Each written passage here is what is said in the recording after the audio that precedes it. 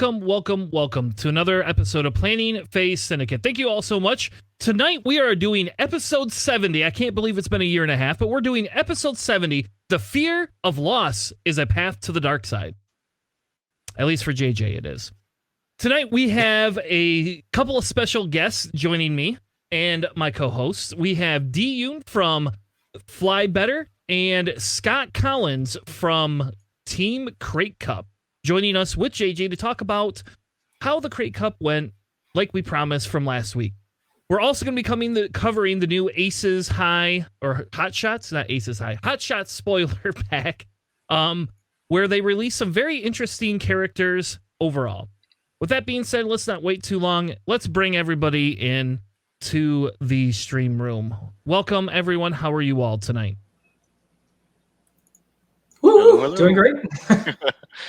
Doing awesome. Don't all talk at once. Yes, yeah. Everybody talk. Yeah. So, a quick announcement for people who don't know, our Planning Phase Syndicate Showdown event that we recorded with GS. Oh no! If you missed that event, you can check it out on YouTube and check out that event that we had there. Our glorious co-host here, George, actually won that event. And he won that YV. And if you want to watch that event, check it out. It's really good. And you'll share the links? Yeah, I'll put the links in the chat. Awesome. Thanks, JJ. Yeah, so that's finally up on YouTube after a couple of months now. But it'll be exciting to go back. George, were you streamed at all other than for the final? Yes. No, he was the second game, right? I believe. Yeah, it was like the second or third game. Yeah, something like that. Yep. Yeah. Awesome. Well, cool. Well, welcome, Diyun. Thank you for joining us tonight from the Fly Better world. It's probably very early, so I don't even know. Is it night in your world? It's like 6 o'clock. I mean, it's still bright out. Got that Cali sun pouring down on us. And I wish we had a little bit of Cali sun here in Michigan because it is cold and dark. Anyway, well, hopefully you all had a good weekend. This weekend I was in a tournament as well. It looks like there was a GSP tournament that I completely forgot about. But I actually played. We had our Michigan GT that we've been talking about for a while. So for those of you who are in the Michigan, Indiana, Ohio, Chicago area and did not show up, you should have, because the prize support was amazing. We were able to give out prize support to basically 50% of the cut or of the whole tournament. So we gave out ships to people from 1 through 12, and then everybody else got a bunch of cards. We did 2 giveaways. We ended up giving away, we raffled off a $100 ship. There you go. So next year will be pretty big, hopefully, and maybe we'll be able to get a little bit of a Worlds invite from AMG next year. So we have the space. If you were there, JJ, you would have loved it. It's like, outside of Ken putting the top 3 tables so close together you couldn't fit all your boxes in between, every other table had more space than you can imagine. And so like when I started, I was on the bottom table for the first round, and like I had enough room to put like a water cup, a soda bottle, and all of my tournament stuff, and still have room with my separatist list. So that's great. Yeah. Yeah, so for anybody that did not come, it was a blast. And in a few minutes, we'll kind of go over... we're not going to go through the whole tournament. We're just going to go over the top results, mainly because I'm a little biased in one of the people who had to play in the final today. So that being said, did anybody else have interesting weekend that they had coming about? Anybody do anything fun? Other than playing the wrong tournament? Yeah. You can fill up, George. Yeah, I should have flown over to you for sure. Yeah, I mean, you guys had hurricanes down there, so at least we didn't have those up in Michigan. Yeah. I caught the tail end of it, but thankfully there was only like a brief power outage up here. It was weird because it went across Florida into the Atlantic, gained strength, and then it came right towards the Carolinas and hit us over here. Yeah, and I'm glad you're okay. If anybody is in Florida watching this, I hope nobody got any major property damage, because it looked pretty destructive. It looked pretty bad down there, to be honest with you.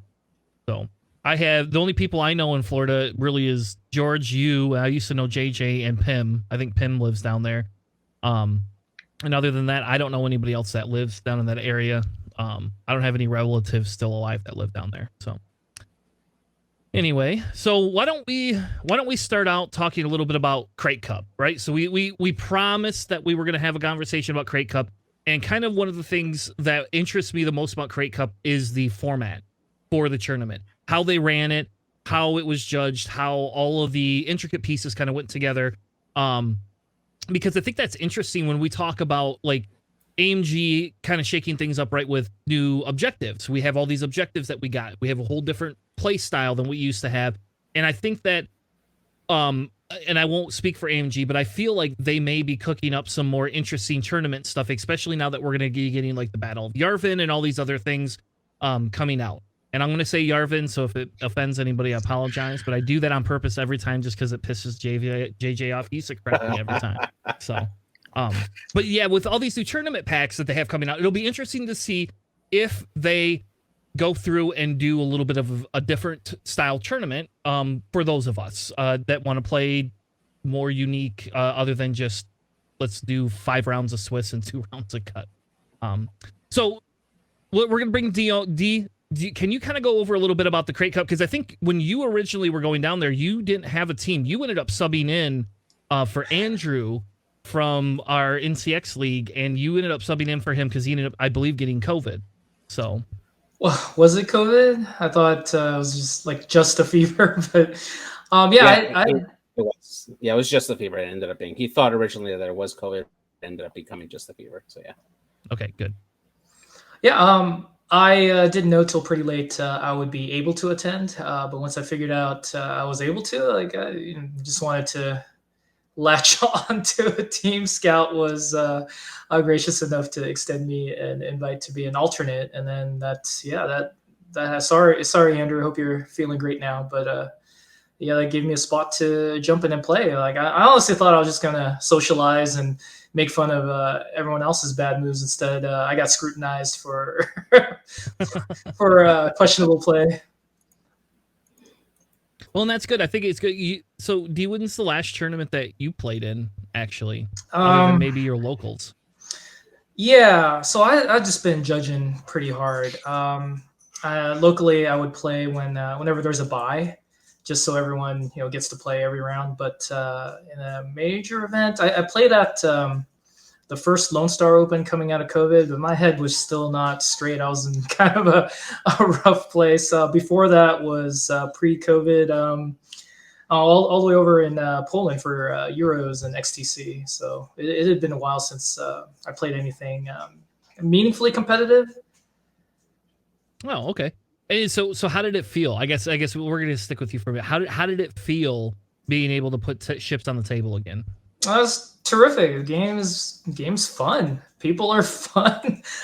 Chris Allen threw on which is such a great event, and getting to enjoy X-Wing, face to face, ships on the table, pushing stuff around. Like it was and the format that you alluded to, the team format's just a real joy. All right, so why don't you and JJ kind of cover what was that format? Let's just open it up and just say, hey, this is what the format was. This is how they chose lists and stuff like that. Because I wasn't there, so unfortunately, I don't know enough of the details to talk to it.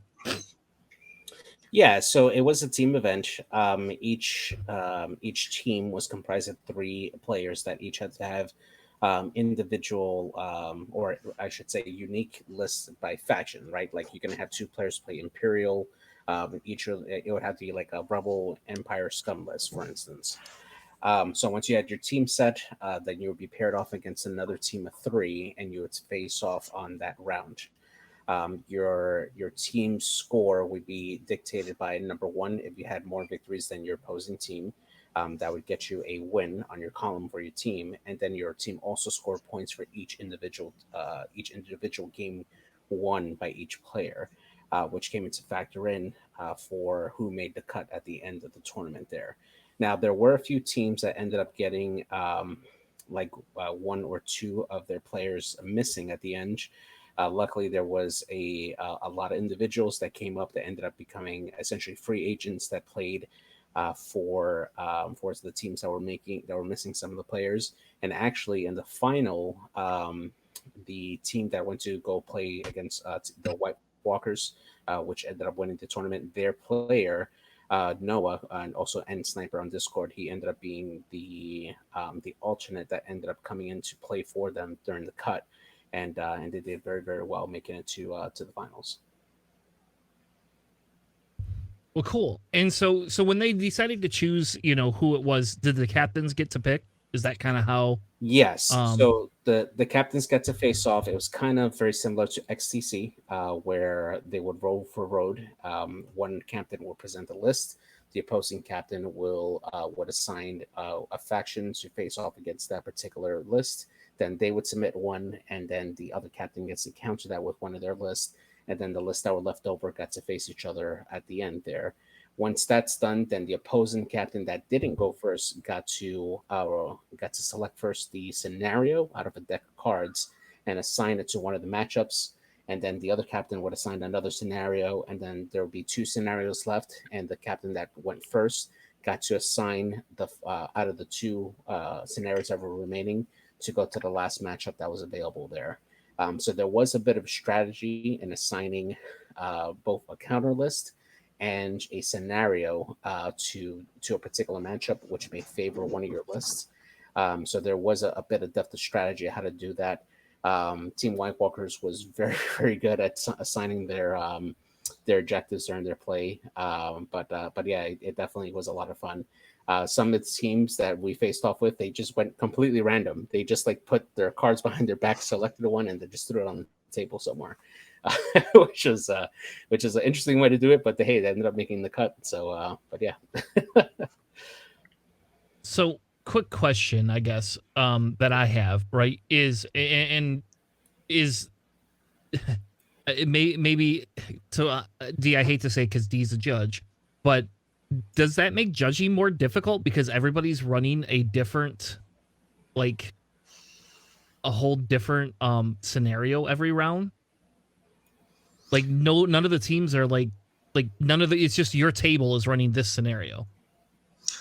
It didn't seem like it was an issue, but here's a dirty secret about judging. I mean, what you don't see just happens, and well, that's results are results, and you move on. Yeah. And as much temptation as I had, because I can't tell you how many times I looked at D to ask him a question. I'm like, wait, he can't judge it. So I had to call Chris Allen to do a ruling on something. Man, it was funny. Well, that was kind of that's hilarious because we had that same thing in our local league that we play. Corey is my me and Corey do more of the rules, but Corey always does the measurements and all the stuff like that. And kind of Corey's our final say. But Corey was playing yesterday in our event, so we couldn't ask Corey either. We could be like, "Hey, Corey," which is what we would do in locals. We just raise our hand and be like, "Corey, come make a call," because we don't know what the hell to do.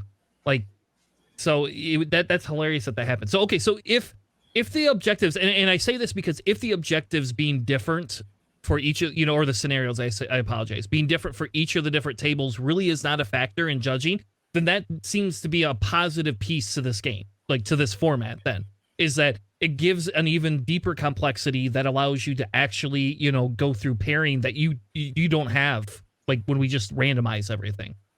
I will say for me personally, I'm going to have to, if this ever becomes a big thing, I'm going to have to keep a little card that I write the scenario I'm playing every round on, so I remember. Because if I look over to my neighbors and they're running chance engagement, I'll be like, oh, well, why do I got 5 objectives on the table here? Or if we have 4 crates picked up and there's just 1 left, I'm going to be like, oh, it's chance engagement, and just completely forget. It'll happen. I know it.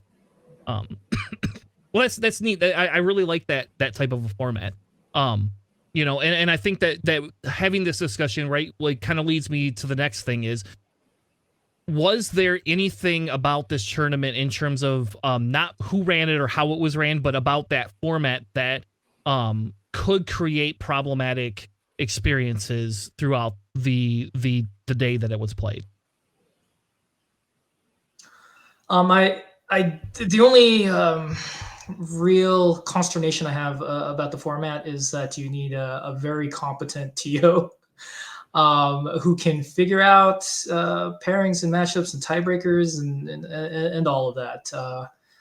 Chris Allen is among the very best, so I had no doubts there. But I mean, I'd like to think I'm an experienced TO, but I mean, that would have given me no shortage of headaches. Just making sure that it was as fair as possible and smooth. JJ, did you find anything in there that could be an opportunity for that type of a format? Well, definitely the pairing process was probably the biggest challenge there, because as it stands, TTT does not have the capabilities to keep track of a team type format, especially when you're dealing with alternates. So in those cases, it was a little more harder to keep track of like which alternate was playing with what team on the list and kind of balance out those lists. They did run into situations where certain teams that were missing a player due to some unforeseen circumstances, that they ended up having a duplicate of a faction on their team. So you would have sometimes a team that would have like 2 Republic players and like a First Order player, because the alternate just happened to have that list there. So it created some of those unbalances sometimes. But beyond that, I mean, that was something that, unless you were really looking for it, like behind the scenes, it didn't really affect the overall tournament. And trying to keep track of all the scores, they did everything manually. Everybody had their own paper to keep track of, so that way they could input all the information manually and keep that done. So again, big props to Chris Allen for taking the lead and foreseeing that particular challenge and taking care of all of that data tracking ahead of time, because that is definitely not an easy task, not at all. If I'm remembering correctly, I think Chris used a custom cryodex. Yeah. What is cryodex? I guess I don't know what that is.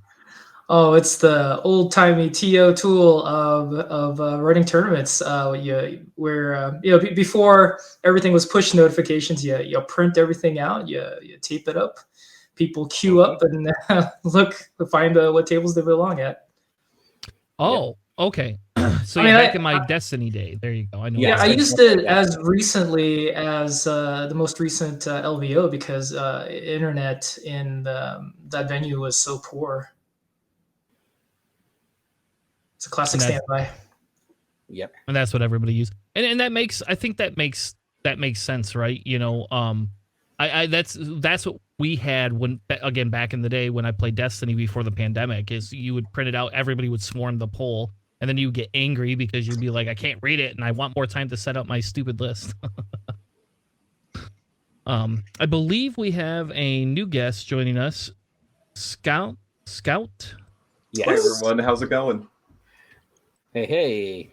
So he's our fearless leader for our Krayt Cup team, Mr. Scout Collins. Thank you so much for joining us tonight.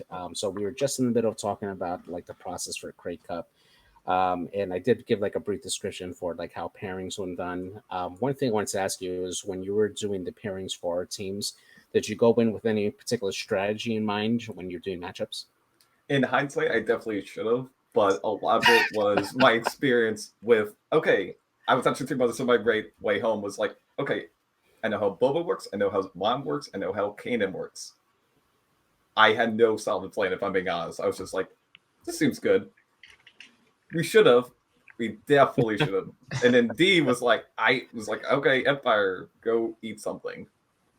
Basically, my plan as coach was, I'm going to take the hard matchups so you guys have something better to face. That was my goal every round. Yeah. Took the burden. Got it. Yeah. True leader right there. Carry me. Well, you won us that top 4 game, D. Yeah. Regardless of what you feel. Yeah, like it definitely D definitely came in clutch for us on the last matchup we had in the Swiss. We had some early mishaps on our games, and these win at the end actually gave us the last point that we needed to tie. I mean, shoot, that's a cumulative team effort. Like I round know, was it but it's the like, second to last round? Like we got the sweep we needed yeah, we got to this. Yeah. to get back in it, and it's like I was just having a good time. Me and Scout were like just like kicking ourselves, like, damn man, like we should have won our matches.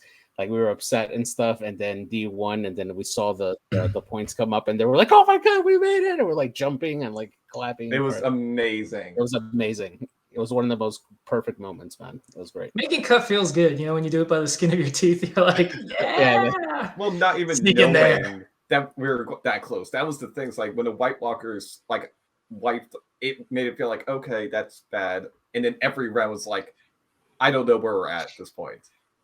Yeah. Correct. I do. And the best thing is I think we never lost. All of us never lost, which was probably the most important thing.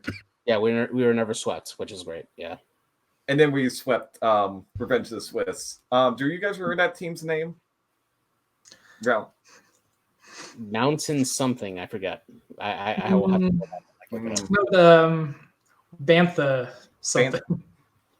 Not Bantha, Voodoo. I feel Mountain bad.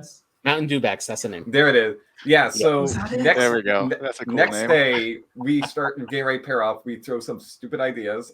We initially actually wanted to pick a game off the shelf. Whoever can beat each other first with it wins. Then 1.0 was suggested, and it was trying to walk. So we can't have that. We just did the same matchups, and I think we had the same. Did everyone have the same scenario? Mine went from salvage to assault, and that was a big difference for me in my matchup.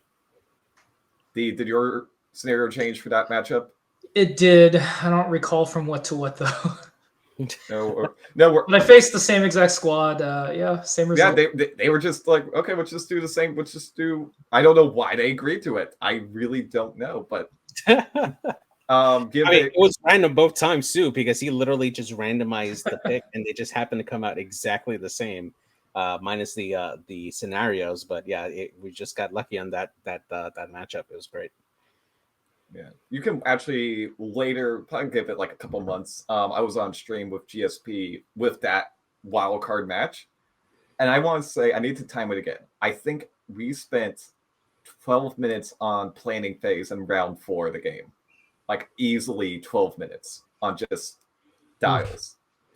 Yeah, I went back to see that match, and yeah, it was around that time where it was just such a critical moment in the game. And you had to make sure that you played perfect, which you did with your first order list, which did really, really well against his. It was Han. Well, I can break it down. Yeah. So the big thing was it was Amon, Cass Scarlet, Chaff Pistols, all that jazz. That's right. Han and the Falcon with coordinating Lando. That was the tricky part. Because it was also just a defense. It was a mod, but also the fact it could come in so clutch. And the fact that I had to play around that so much. It was so difficult.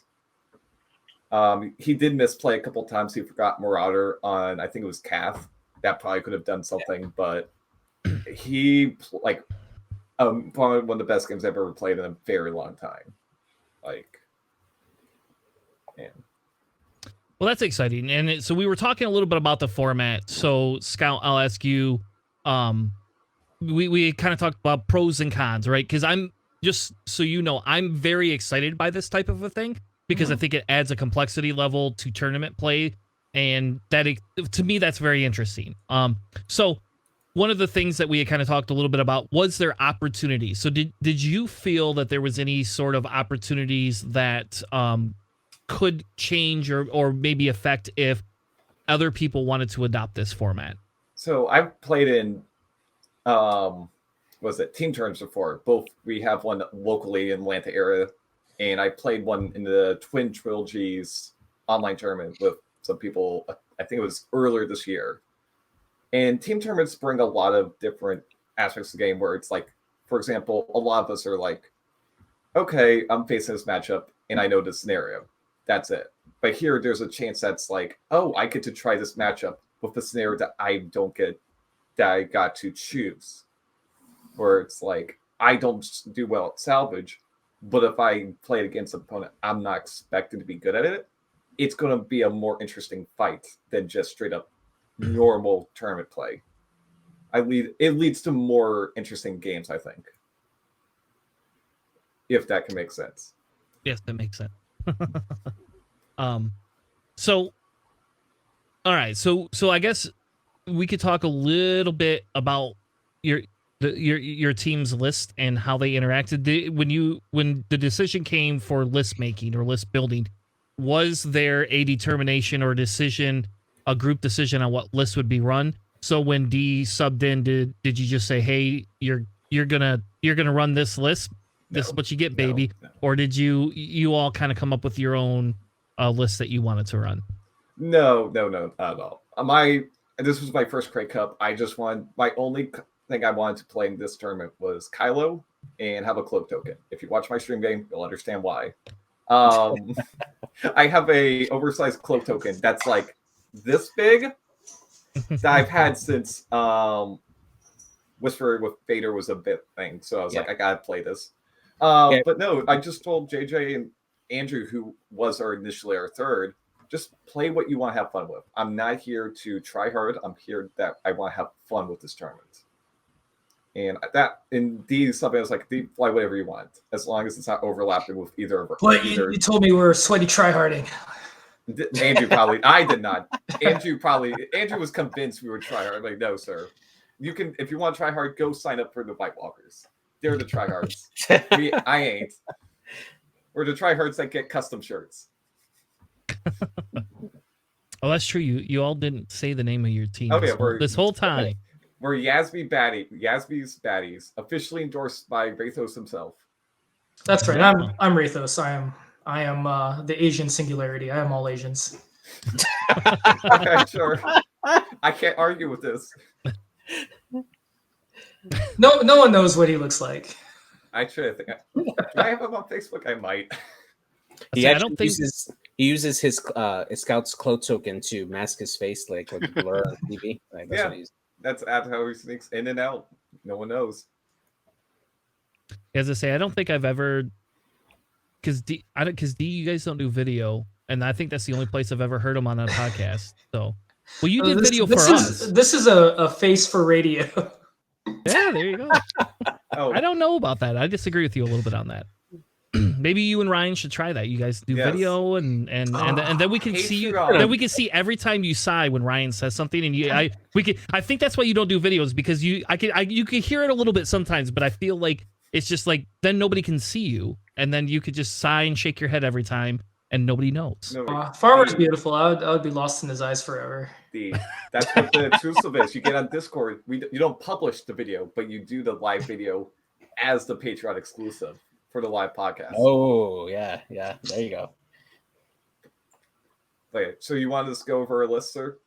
Yeah, you just real quickly, because I think so you kind of told the strategy, right, Scout? So your strategy was fly what you like, minus somebody has to fly Kylo. No, I had to. I wish I had my stack. I have a stack of Kylo cards that continues to grow because it's in fiction. Yeah, you're like in the 40s right now, right? For the alt arts, like all. I am. Let me think. 3. Probably at that point 32. Wow, all different. And it's just like before any game. All right, fan them out. Pick your Kylo because it's fun. It's just I like to have fun with my X-wing games. So Scout had dibs on First Order. Yeah, that was easy. Actually, if you two want to go first, I'll just finish it up with. Go ahead, D. Do yours first. Sure. I'm faction agnostic traditionally, but whenever possible, I have an affinity for Imperials, and right now this squad, I feel like everything is at least like a point or maybe a half a point undercosted. Do you want me to hit the upgrades or just the ships? Yeah, unless you have something special for the upgrades. I mean, you're well. How about this? You're welcome to do whatever you want. Okay. I'll be like Scout. And I'll just say I'm not as picky as I'll be just as unpicky as they are. There you go. Well, cool. I knew I wanted to play Darth Vader of some kind. I went with the X1 because that meant I got to fly an extra TIE fighter. So that loadout was Brilliant Evasion and Elusive. Together, they worked really well, except for one match where he just blanked out continuously on greens. Oh. That was my one loss. But the rest of the event, like just with like decent dice, he was pretty much untouchable. Pattern analyzer, fire control system, and afterburners. I need a mobile Vader to be able to kind of float and then dive in when he sees an opportunity. That I6 is so good. And then I had 4 TIE fighters, like all the ones I thought were undercosted. So Wampa with elusive, a Jingoist with cloaking device. I'm still not sure about the cloaking device, but it's really cool to decloak. And basically you can do a forward 8 and jam him up in there to get that ability kicked off. Another one with cybernetics and Iden Versio with elusive and ion cannon for the extra dice and control. And finally, Faroff with Seven Sister on board. Man, that Reaper is 100% like just bananas good. You're getting, 5+ points. Like I would pay 5 points for that without even blinking, and it's just 4. So all in tandem, this squad's like really just flexible and good at everything. You've got the 4 TIE fighters, and I have a ton of experience like going way. I don't know, Dallas Parker, if that name still carries cachet, was my Sifu. So yeah, I got those down pretty good. And then you got Vader to deal with aces and counterplay, and then just Faroff just punching things in the face and not dying, being the thing with his pilot ability. So that's a squad, and it's good at everything. Like it's not necessarily weak. It doesn't have like a silver bullet or like real kryptonite. I think the toughest matchup might be the Fombers squad, but you just jam those TIE fighters in there and try and block everything up and hope for the best. And I pulled out those 2 wins as well with some dice luck. What do you? How many times were you able to pull off Seven Sister on Faroff? I used it twice, I think, throughout the event. Mostly just both times was to drop a tractor on a high agility ship, but not move it. Just keep it right where it needs to be. Yeah, exactly. Yeah. For me, I ran what essentially was my GSP tourney list, which was Boba, Iman, and Kanan. And I gotta say that the more and more that I play with Rig Cargo Shoot, with seismic charges on Iman with Notorious, oh man, that is so money, especially if you have people pursuing you and you just need to gum up an objective or just deny actions to somebody. Man, that is such a great upgrade to have on Iman. Thanks, Chris. Thank you, Chris. The silver bullet for my list is salvage mission. So, yes. I'm sorry I gave that to you like 3 times, I think. For some reason, I thought you said you were okay with it. we really should have had at least like an impromptu discussion, because I didn't think about it. We were once we were thrown into the mix, I heard there's no discussions. Like, okay, all right, like I got to step back. Like, you got the scout. we never fed you like our preferred matchups, that kind of thing. Or we should have. We absolutely should have. On us. Yeah, I think that's very important. So JJ, who else other than Eamon did you have in there? Boba Fett, which he had Savage Press for the Force, Fearless for the aggressive mod in the front, and then of course Chaff Missile, because Boba just doesn't care about getting jammed, and it worked to very, very great effect. And then Kanan Jarrus with Maul to have him have 2 Force and being able to regenerate the Force if he got shot, helped kept Boba and Iman alive well past the time that they should have been, and was really, really good at controlling objectives. Probably my strongest showing was Assault at Satellite Array. Those medium bases are deceptively small to get into small places and big enough to capture 2 points at the same time. And man, they can just do a lot of work. Absolutely. So did you ever use a Savage at all? like the actual ability. Because I know most people do not, but like this weekend when I ran him, I came up and I used it once, and it was amazing for a droid.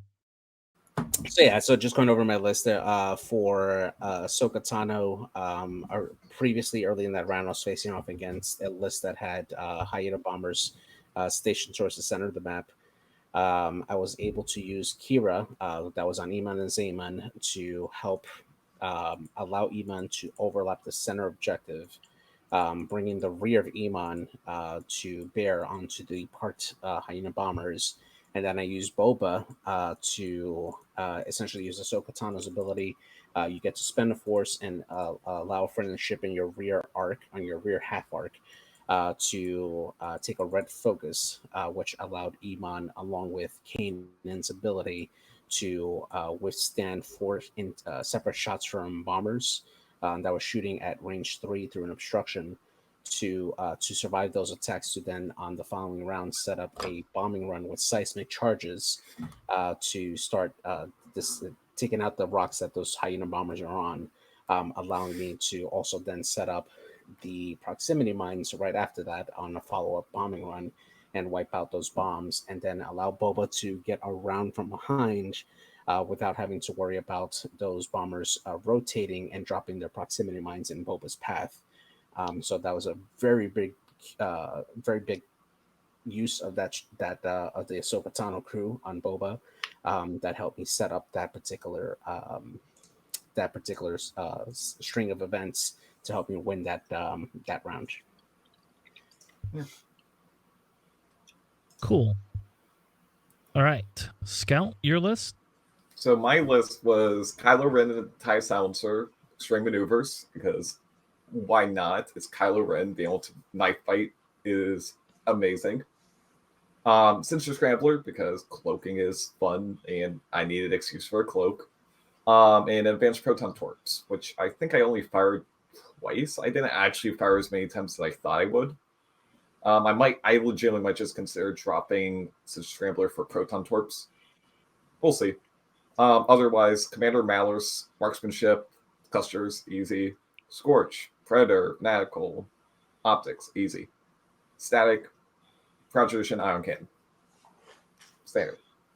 And I struggled with this list for a while because I couldn't find that 4-point filler that I wanted. I could do Nightfall, I could do Ember, I could do Backdraft. And then I was like, you know what? Let's do Gideon. Let's just be pure support. And I built it with Proud Tradition, Fanatical, Terex, because the calculators are awesome. Hondo Naka. I didn't think he would be as important as he was for this list. That man probably won me more games than anything else I ever did. So if you don't know, Hondo's ability is, I can read, action, choose 2 ships that at range 1 to 3, can't do it to yourself, that are friendly to each other. Coordinate one, jam the other, is pretty much how it works. What you can do is either do it to yourself and jam a friendly ship, do it to your opponent and absolutely ruin their day when you coordinate a stress ship and jam a ship that could take an action. But the biggest thing about that was the fact I realized, if I take target locks on stuff at the beginning of the game, I have no consequences to white coordinate at range 3. No consequences. That was amazing and came in clutch in so many of my games. Try Hondo in your FO list. You will not be disappointed. Yeah, that was big on your GSP stream match, actually, if I remember correctly. It was. Actually, I don't know if I want to spoil that game because there was so much of that game that it was neck and neck. I don't want to spoil anything about it. Yeah. But there was a turn where it was like I had to coordinate to do something. And the fact that it was Hondo and it allowed it to be at range 3 and then just give it to another ship was like astounding. Do try it. Hondo's, I don't feel like he's undercosted, but I sometimes feel like he is. Have you guys ever tried Hondo in a list? Yes. Hondo was actually, when he first came out, was one of my favorites. My bigger issue with Hondo is if you don't pay attention and you go to coordinate and then you have to jam somebody else on your team, you screw yourself.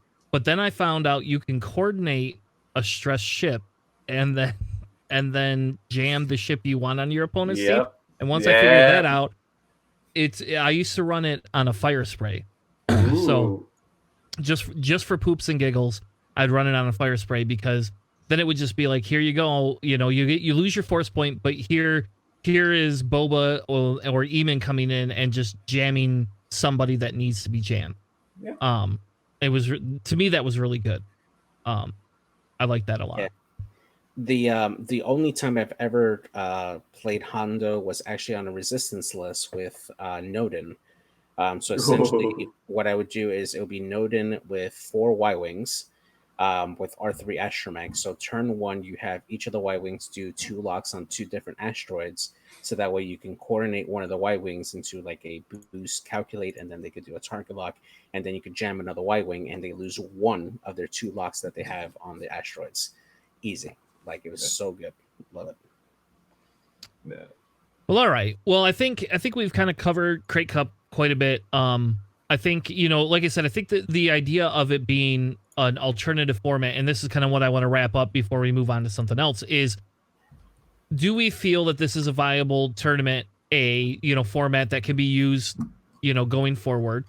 B, do we feel, and again, this is going to be speculation, but do we feel AMG might embrace some of this stuff, or might have already embraced some of this stuff and we just don't know, going forward into the future?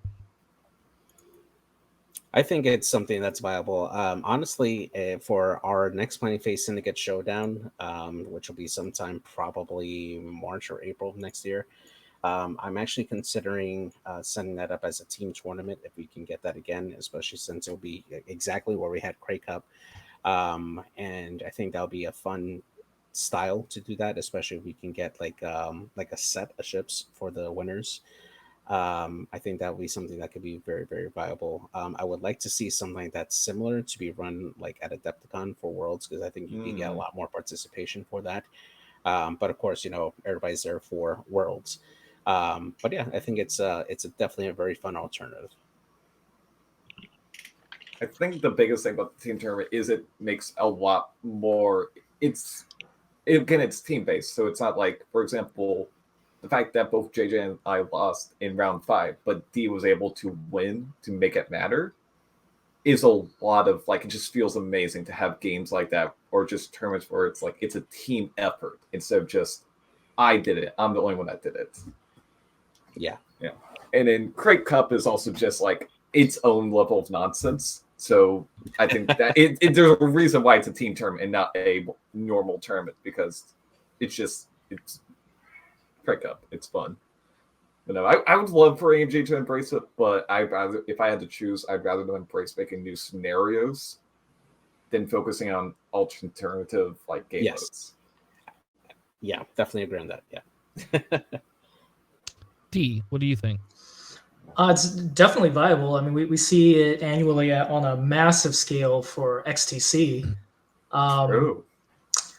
And it's like team tournaments are a whole different animal. Like, you just don't want to let your teammates down, right? Like, you never want to be, I don't know, the weak link or like whatever it is, right? Like,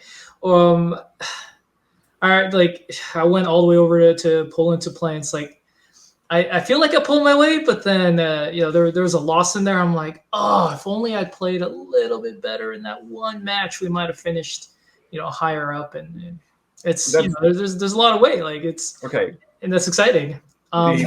That's how we felt, JJ. That's how JJ felt in round 5. Keep that in mind. That's how we felt, and then you freaking won it. So keep that in mind. There was a lot leading up to it. Like, we caught a lot of breaks and Yeah. I mean, I feel for you in that first round that you played. It's like a proton torpedo. All right, so there's an instinctive torpedo coming out. Oh, Like, God. all right, there should be 3 results, right? Off of but instead, Luke gets all 4. Oh. 3 hits and an eyeball. Like, oh, that's not great. All right, that's fine. I'll probably lose a shield or 2 if I'm unlucky. Nope, down to 1. Don't get to play. But I mean, that's it is what it is. I deserved it. I'm such a bad sportsman. Anyway, I'm getting off track. Is it viable? Heck yeah. Will AMG embrace it? Like, probably not. They have so many other things they got to deal with. Do you think Maybe that someday. there is a sweet spot for team tournaments, or it would be better with 5? No. Oh, I mean, logistically, it gets more and more complicated, right? How would you do 5? Okay, you say 5. How would we do 5? I'll let you know in December, because in December we are bringing 7 people to play Woo! in a 5-person tournament, and it's same format as Krayt Cup, from my understanding. What? That's rad. That sounds insane. I'm like, and are you saying this in person? Yes, Yeah. it's in Lord. Ohio in North Olmsted.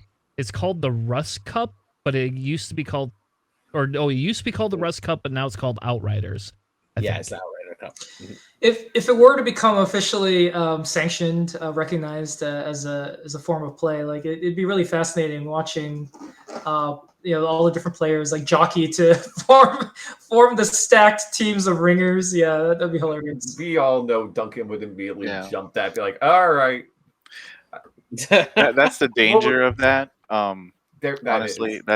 that's very much the danger of having team tournaments like that. It's just getting those stacked teams. I mean, it's basically like Tom Brady building up his dream team. That's like you gotta. Wait, D, what was it? Duncan said on your podcast last week. That's like, oh, if you want to be on the White Blockers, you gotta submit your resume, which is you gotta you be gotta a win champion. one national championship. I'm like Jesus.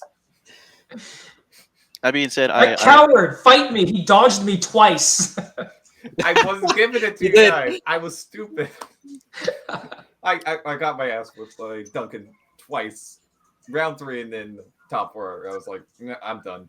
Duncan's list. I mean, no shame in that. He probably would have dumpstered If- me twice If as you well. guys don't know Duncan's list, it's Anakin, Obi-Wan, Contrail, and Hawk in the art in the lab. Hound. And it's like Hound. yeah. It's just Yeah, like, Hound. okay, my goal of maybe doing something is not here because, well, should I do Jedi things?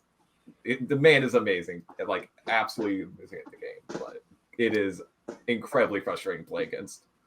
Yeah, I do like three people teams. I think that's Same. the sweet spot. I think that is Well, maybe have an extra person just to sub in, but like 3 people is good. yeah, D was our extra person. What was it? You messaged me saying, I need a team just like so I can officially be there in some capacity. And then 2 days before we're supposed to head out, it's like, hey, no, one of our teammates has a blue. Sir, you're in, whether you want to or not. Yeah. You And pull look, your now I'm weight. on planning phase. Like, look at all this prestige. Look at my clout. Right. Right. On Oh, do you video. have your MOF card, sir? Oh, it's in my I don't backpack. have mine on hand. I hate it. I'll grab mine Oh. sometime. Yes. There it is. Yes. This is my mom. Is this? Oh, are you going to Oh. introduce? Are you going to introduce people? Oh my goodness. Are you going to introduce? Oh, Welcome to D's Kitty Show. There we go. Yeah. We're gonna Your look at cats for the viewership next just half hour. increased tenfold because of that. Well, cat. this whole time she's been actually sitting behind me, like It's clawing like- at me, like looking for attention. So there you go. You're on See, the this is why you gotta turn on video for fly better. Kitty cam. All right. We love cats. I'll tell you. We like. I think I like all animals, but snakes. Snakes are my. Oh, come I on. hate snakes. Snakes are amazing. Nope. Come on. Nope. They're If so you cute. bring out a snake, we're disconnecting your video. Just so you know. I don't have any pets. Don't worry. Like, I'm just Actually, wait, making sure you know wait. Does this count? No, it's if we okay. I'm gonna tell you a little story, just so you understand my phobia. And if anybody that probably shouldn't say this because this is being recorded, but if anybody messes with me, I will warn you. I'm not afraid to punch you. And I only say this because we were at a Barnes and Noble, and I have a phobia of snakes. I just do. I don't know what it Okay. is. No, I honestly don't know. My daughter, we're in the kids section, right? And my daughter, I don't know. She's 11 now. She's probably maybe 6, maybe 7. And I've got a book, some kids' book I was reading to say, hey, I think I'm going to buy this for them.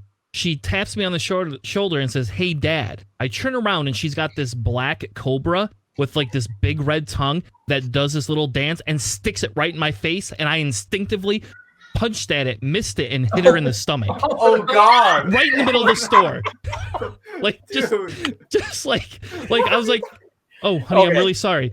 Really sorry. Can you not do that? Like, and they all know I have a snake fold. Like, this is not like a secret our family keeps. Like, it's a very open discussion. Like, I'm the guy that gets nightmares. Like, we can't watch like Anaconda or any snake horror movie because I will literally have horror like nightmares and like punch things in my sleep. It's bad. Okay, I gotta That's ask. what she gets, yo. Had it coming. I got to ask. Was the book Harry Potter and the Chamber of Secrets? Because No, if it was, no. that is just perfect. Like, No, it was not. No, we already had all those books. No, that was, I don't remember what it was. It was some Michigan Chillers book or something like that. That, some, like, yeah. Kids horror. man. Yes, Tanner suffers from sleep fighting. Yes, Sandy, 100%. Yes, so if we ever have to share a hotel room, don't fuck with me in my sleep because I'm a violent person, just as an FYI. Like, This I'll is a share a threat. hotel room with anyone. I don't care. I can confirm. Yes, Yeah. Wait, which part can you confirm? Which part? he's a violent sleeper. Okay, that's good to know. Now, I do have a sleep apnea machine now that I use, so I think I'm a little bit better, but no. All right. Okay. So but we're going to move on to Michigan GT just because I was in it and Ryan was in it. And I just want to go through this really quickly. We had a really good showing. We had 24 people show up out of 32 that we were allowed to have. And we did a little bit of different format. We did 4 rounds and then we did a top 8 cut. And we did that just to allow people who travel forever that didn't want to stay the whole time, but still wanted the chance to participate in cut if they did make it to be able to participate. I will tell you, this is the longest day I've played in a tournament. I've never made finals before. So the finals were me and Ryan Staniszewski. I went 4-0 in Swiss, and then obviously I made it all the way up till Ryan.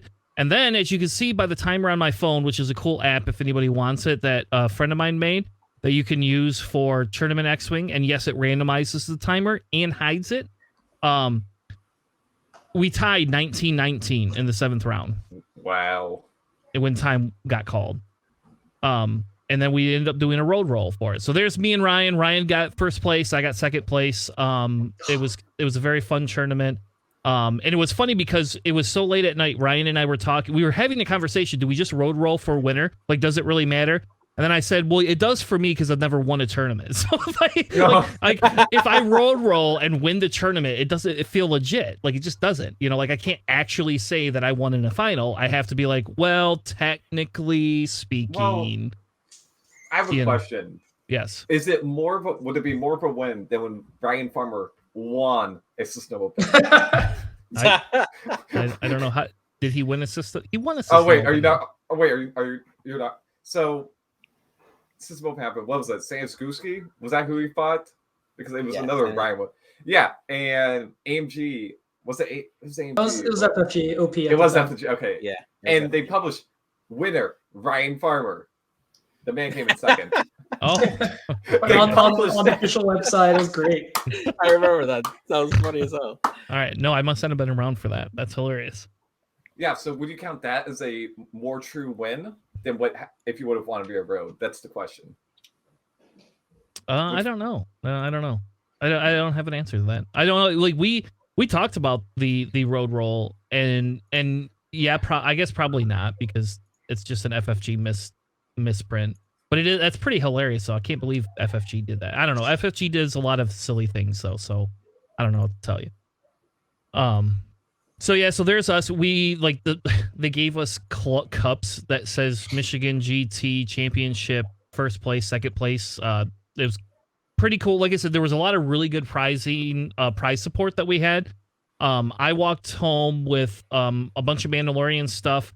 I have like a Mandalorian coin like that is this big that I don't know what I'll use for, but it's really cool looking. I have some Beskar tokens, some Gar Saxon tokens, a bunch of Mandalorian cards.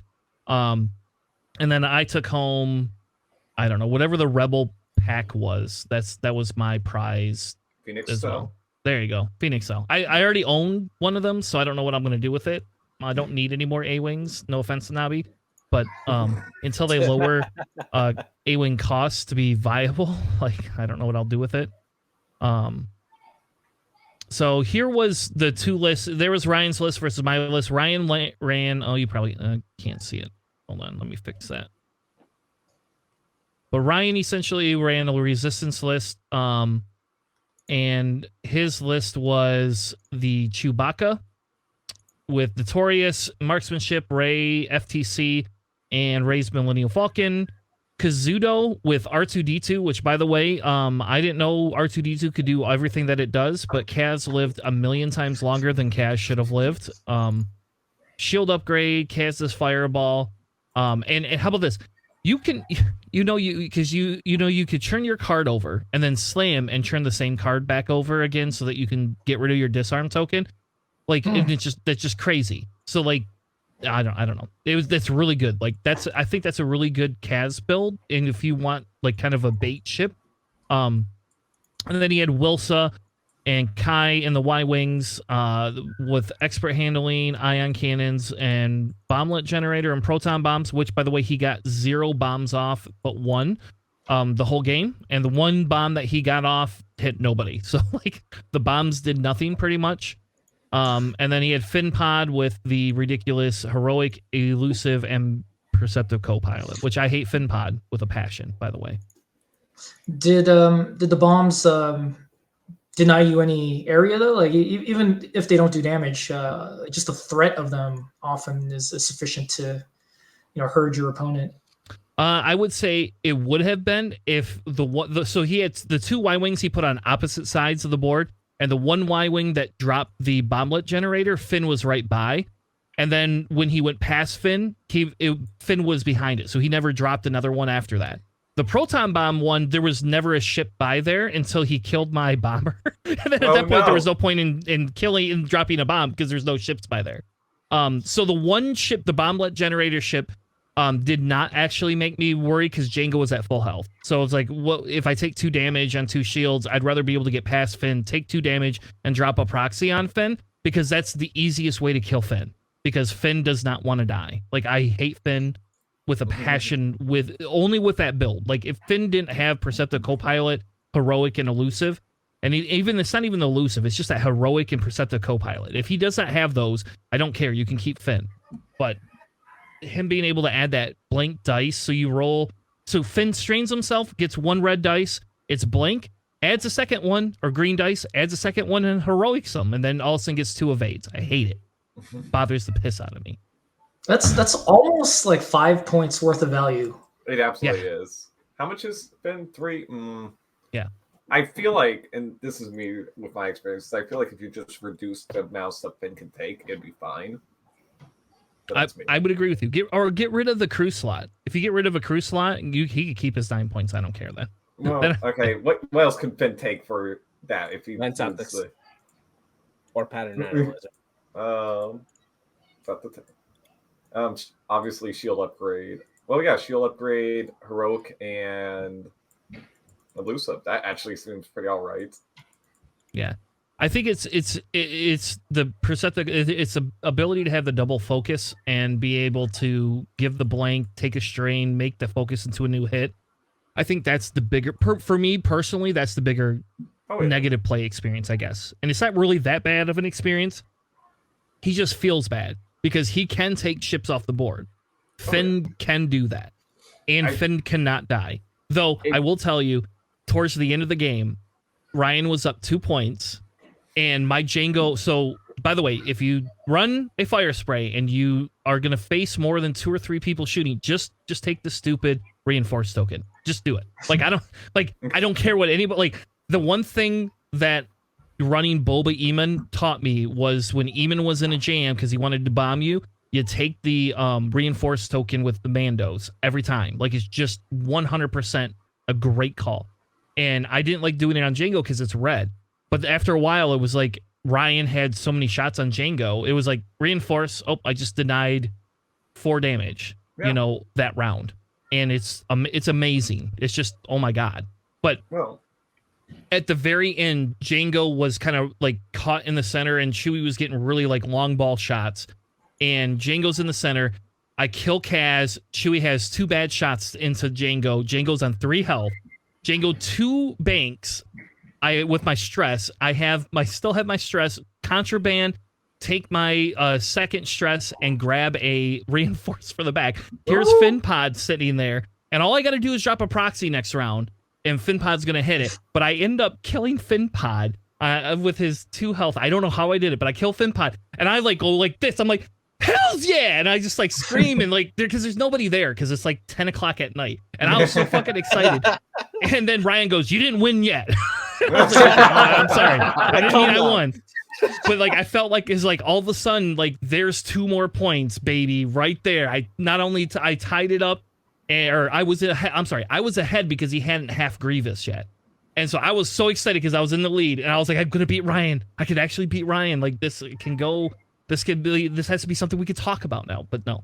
And then his stupid Chewie got to do actions afterwards and got closer to Grievous, and then half-pointed Grievous. And then we tied. So there you go. That was crazy. I was going to mention something and I already forgot. What was it? Pod. Yeah.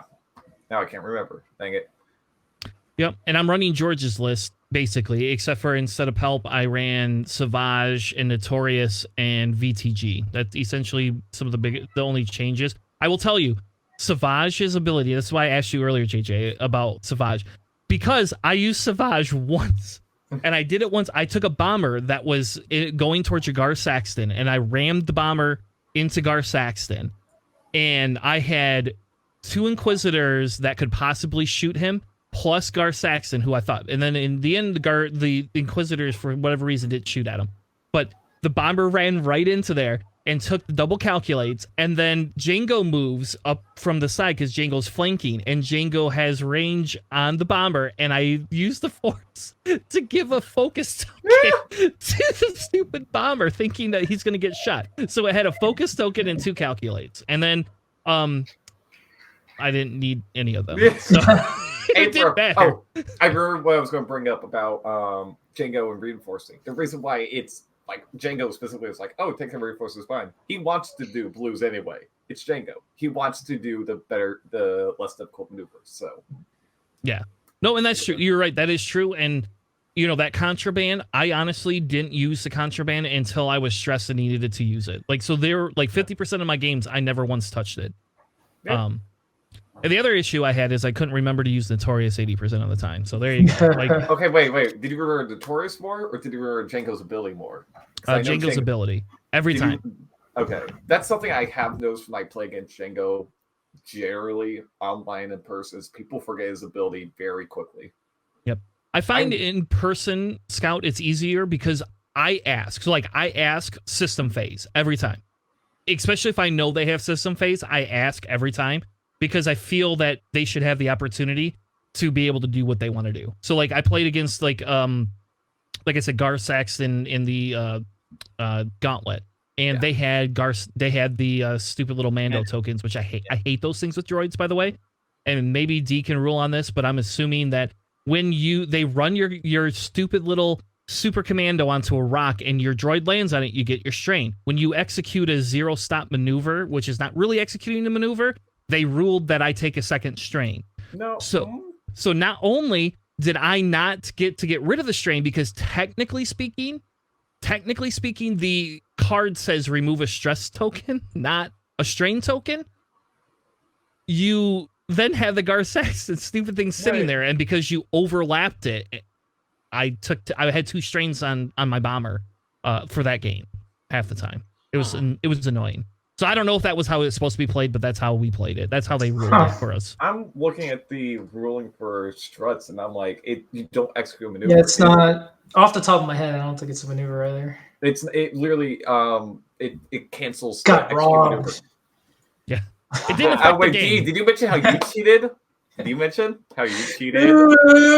I will shame my teammates because it's fun. I totally I cheated inadvertently one of my matches by forgetting that when you grab a salvage box, you lose your cloak token. So I'm just like flying around with extra green dice. It's shame D.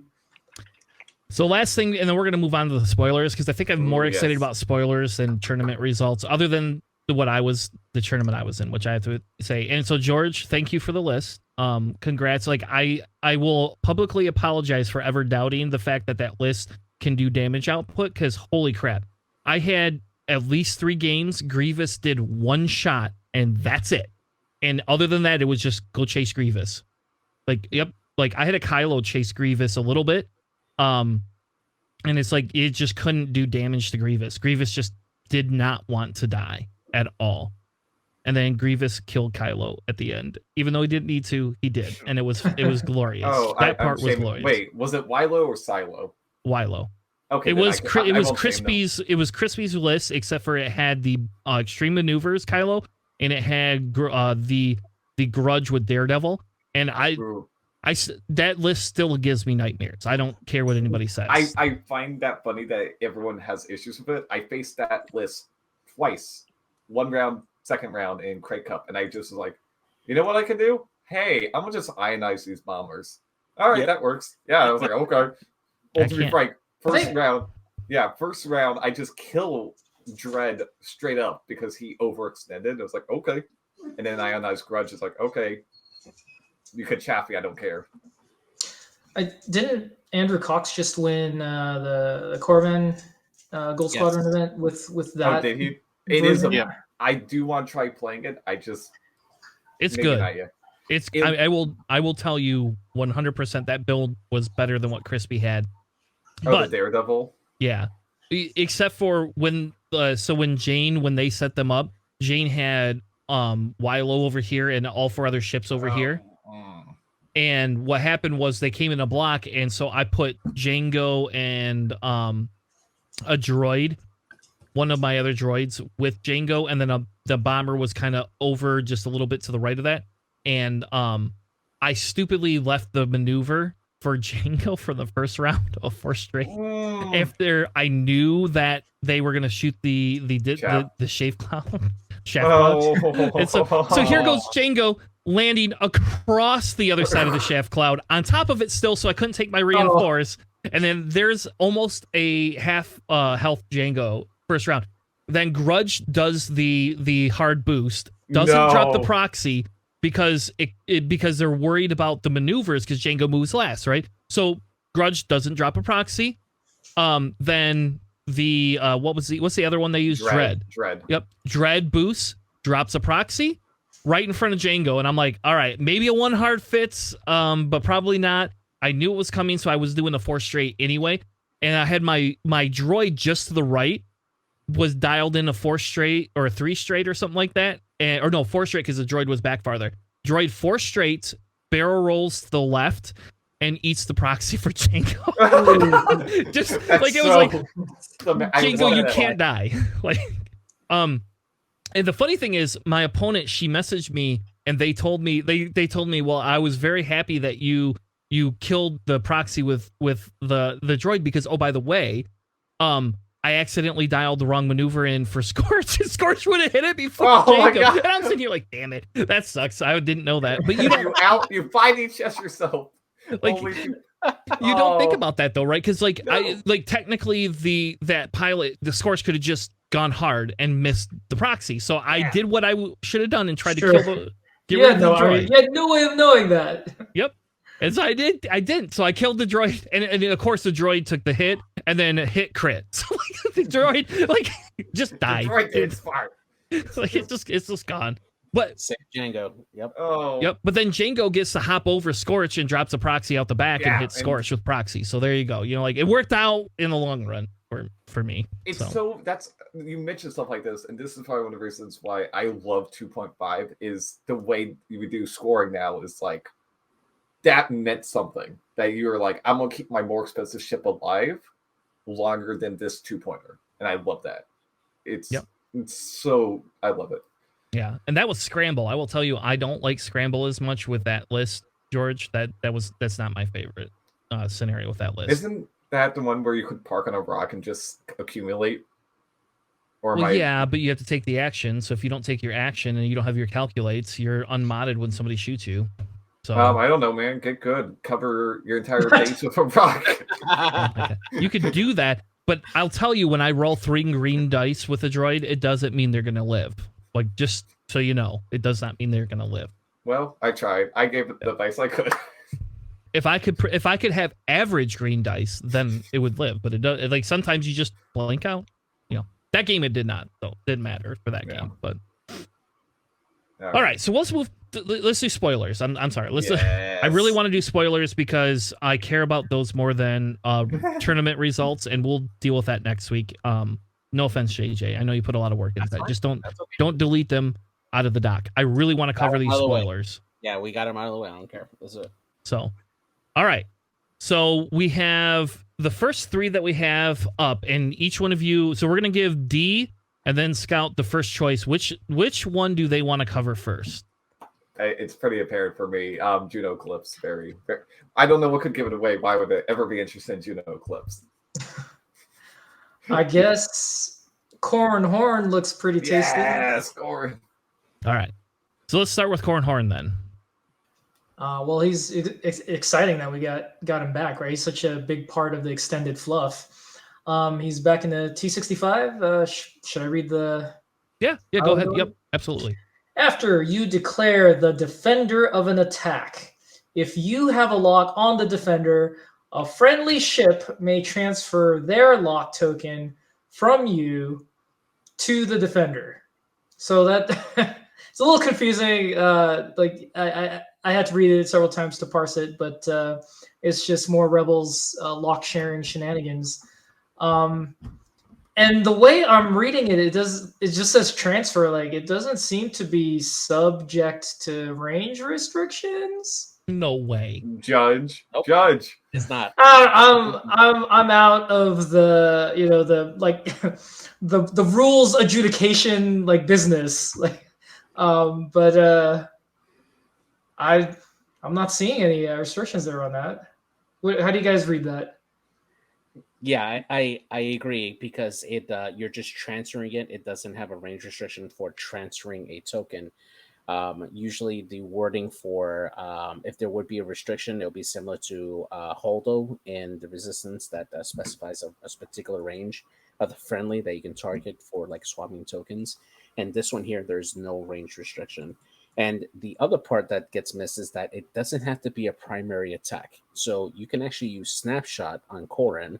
If you already had a bunch of locks on him, you transfer one, and then during his regular engagement phase, you can transfer another lock onto it. So this basically... Oh, come on. No. It helps empower that Rebel Alpha Strike. It is nuts. Absolutely nuts. I like it. I seriously think it's really interesting. I read it, I was like, this feels like an instantaneous thread tracer, and I like it. It's yes, nice. That's exactly. I think that's the best way you can immediately explain someone. It's an immediate thread tracer where instead of the focus on the defender, on the attacker, it's your target lock. Okay, so does this come in at 6 or 5? This is definitely 5. 6 maybe, because we like Big Orange. High orange is good. Yeah, I5 is good as well. I didn't even look at that part immediately. I was like, so is this the one where everybody just takes a target lock at the beginning on Cornhorn and okay. I like Cornhorn coming back. I don't like this ability though. I despise this. This sounds like I like the fact that the back of the box seems to have a different paddle ability. So there could be something going on weird, but we'll see. Yeah. The other side of the box, which we'll have in a later thing, it does show that he has a force on it, and it does read a little bit differently. But it's not the first time that that AMG accidentally puts the beta ability of a card on display, and they really intended to put something else. I would argue, JJ, I would actually argue that the box came from the Asmodee website, and I think Asmodee is more prone to error than AMG is, if in my opinion. I would, well, yeah, because they're company that doesn't even involve themselves with the day-to-day game. This is a proud, long tradition going back to FFG marketing. Yeah. Like, Oh, you're saying it's marketing? Oh, I thought you were talking about the spot the mistake in the article. well, yeah. yeah, that's who would post those up. Yep. So No, I actually have been listening. I don't know if any of you have been listening to the X-Wing books, but they've been re-releasing them as brand new audiobooks, and it's my first time going through them, and I'm loving them so far. I have not yet. I'm currently in the middle of the one that kind of talks about Rey's parents. I don't remember the name of it. Shadows of the Sith. Yes. Oh, Don't spoil it. I'm not. Don't. I love it. Okay, I got 7 hours left, so please don't spoil it yet. Darth Vader is Luke's father. Oh. Okay. All right, so June Eclipse. Go ahead, Scott. All right. Very simple, Billy. After you perform an action, you may perform a red boost action. Initiative 5. Ooh, this is, I think, what X1 needs to be like 4 points. I'm also going to argue Merrick Steele needs to go down to 4 because 5 is way too much for what he can't do, really. But Juno's ability is just exactly what X1 needs, is a boost action that isn't just afterburners. Yes. And my immediate thought process is, again, we love Palpatine, Vizier of Palp. Vizier either coordinates the focus, coordinate the lock, and you can either do the boost then, blue maneuver later, or just like token up and then make that decision later, or you could barrel boost or something. Like, it's almost AC. You can actually be coordinated too if you have a high, or at least the same level, like I5 that can coordinate, and then link it into a red boost, which would be great. Well, you don't need a high initiative. Like, again, as long as you set it up to be a blue maneuver, just like focus boost to bank lock. All right, you get to play 5D chess with this a lot, and I really like that. Yeah, if this comes in at 12 points, you could put in a shield upgrade, the fire control system, and Predator, and you're good. 12 points. Oh, you mean load all points? Yeah. I was like, load up points. Yeah. I'm trying to think. I'm gonna look at points. How many points does Merrick get? He gets 14. Okay. I'm on JJ, like on the spot. You should take on Staniszewski in the trivia challenge. Can I make a really bad hot take? I don't believe shield upgrade should be allowed in standard. I really love it from when I play it, but when other people have, like, I played against an opponent online that had shield upgrade on Scorch, and I'm like, this feels wrong. This feels really weird. Yeah. I literally have to shoot it like 3 damage for it to be halfway. I just feel like it's not healthy to be like making ships hard to kill rather than, oh, I took an upgrade to be hard to kill. No, you should be making decisions that make them hard to kill. Like, that's how I feel, at least. But I would agree. 12 points sounds right. Is it weird I would still argue for afterburners on her regardless? I mean, for a white boost, I mean, that definitely can hurt. Yeah. Not actually, at the points value. I wouldn't at the points value. That's true. Yeah. I would actually, over Predator, I would argue Crack Shot. That's fair. If you can fit Crack Shot and FCS, and I won't just go off to the idea that she'll have 2 towns just like Merrick, just because why not? Marksmanship crack, that'll be good. Yeah. Discipline would be interesting though, because you could trigger off a discipline. Yeah, barrel roll into a boost after a lower initiative ship dies. Oof. Or say that you had a shot lined up, and it's like something happens. It's like, oh, I could just target lock boost. So, off the top of your head, for the timing for Deadman Switch, let's say Jingoist has Deadman Switch, blows up. If you happen to be at range 1, could you, before you just steal from Deadman? Oh, discipline? Wait. Ruthless on Juno. And she has discipline. And she does it mid-attack. What happens to... I mean, most of the time it's just player order, work it out. Just follow the queue. It's no play order. It's during the attack. What happens mid-attack? I ruthless this Jingo. The Jingo blows up. What happens? I would need the rules reference. D says I'm not on the clock. Come on now. Scout. That's a $50 question. So if you want to Venmo All right. D for Wait a $50, second. I Patreon He's just you going to have $20 a month. for him. Take it out my Patreon fund. Sorry. oh my god, you're killing me here. All right. George, you All got the next one, man. Go Yeah, ahead. come on, what we George. got? What's your We got- favorite? I don't like any of these, to be honest. Is it because they're not droids? Yeah, they're not droids. I don't like them. Oh, valid. Kit Fisto probably. While another friendly ship defends if an attacker is in its bullseye, if the attacker is in its bullseye, you may spend one force to change one of the defender's blank results to a focus result. Neat. Yeah. I like that too. I like that we get Kit Fisto. Like 2 force. Yeah. Like I can't wait. Who's the one that puts the little Lego pieces on their ship? Is it Duncan? Is Duncan the one that Oh, does yeah. that? I think they. Yes, that's Duncan. They all did that, but Duncan definitely is more notorious for that. Here's a thing I'm peeved with about. I know it's your card. I'm a little bit peeved that it doesn't work on himself because it's. Yeah, another friendly ship. I'm like, it feels like an ability that should allow yourself to do it. But that's me. Yeah, that's fair. I mean, But there is no he's- range restriction, so Isn't he like lore wise all about saving his he is his clone subordinates? It's like we're replaceable, sir. Not to me. yeah. He is a. He gets the creepiest smile award. Or what's too. that Plo? Am I confusing them? No, you're right. That is Blow. I think you're close, but yeah, no. Kit Fisto No, is it is Kit Fisto. smile with the tentacles. He gets slayed by Palpatine in episode 3. Spoiler. I'm sorry. I'm very much in my friend group. We have a meme that goes around that Kit Fisto. Dave made Kit Fisto ungodly hot. Enough that my friend bought a Kit Fisto body pillow and had to stop me online to meet his voice actor because I was going to mention it to him. Hey, Fillmore. whatever floats your boat. How about that? That's all I got to say about like, that. She should have gotten signed. I'm just telling her she should have gotten it signed. So for me, I'm actually interested in Agent Tyranny just because of the wording of that condition card. So it says, set up after placing tokens or forces, you must assign the broken trust condition to an enemy ship. I wonder if that allows you to choose your opponent's either engagement, like you can choose who they're going to shoot at, or if it denies them actions of some sort. That would be really interesting.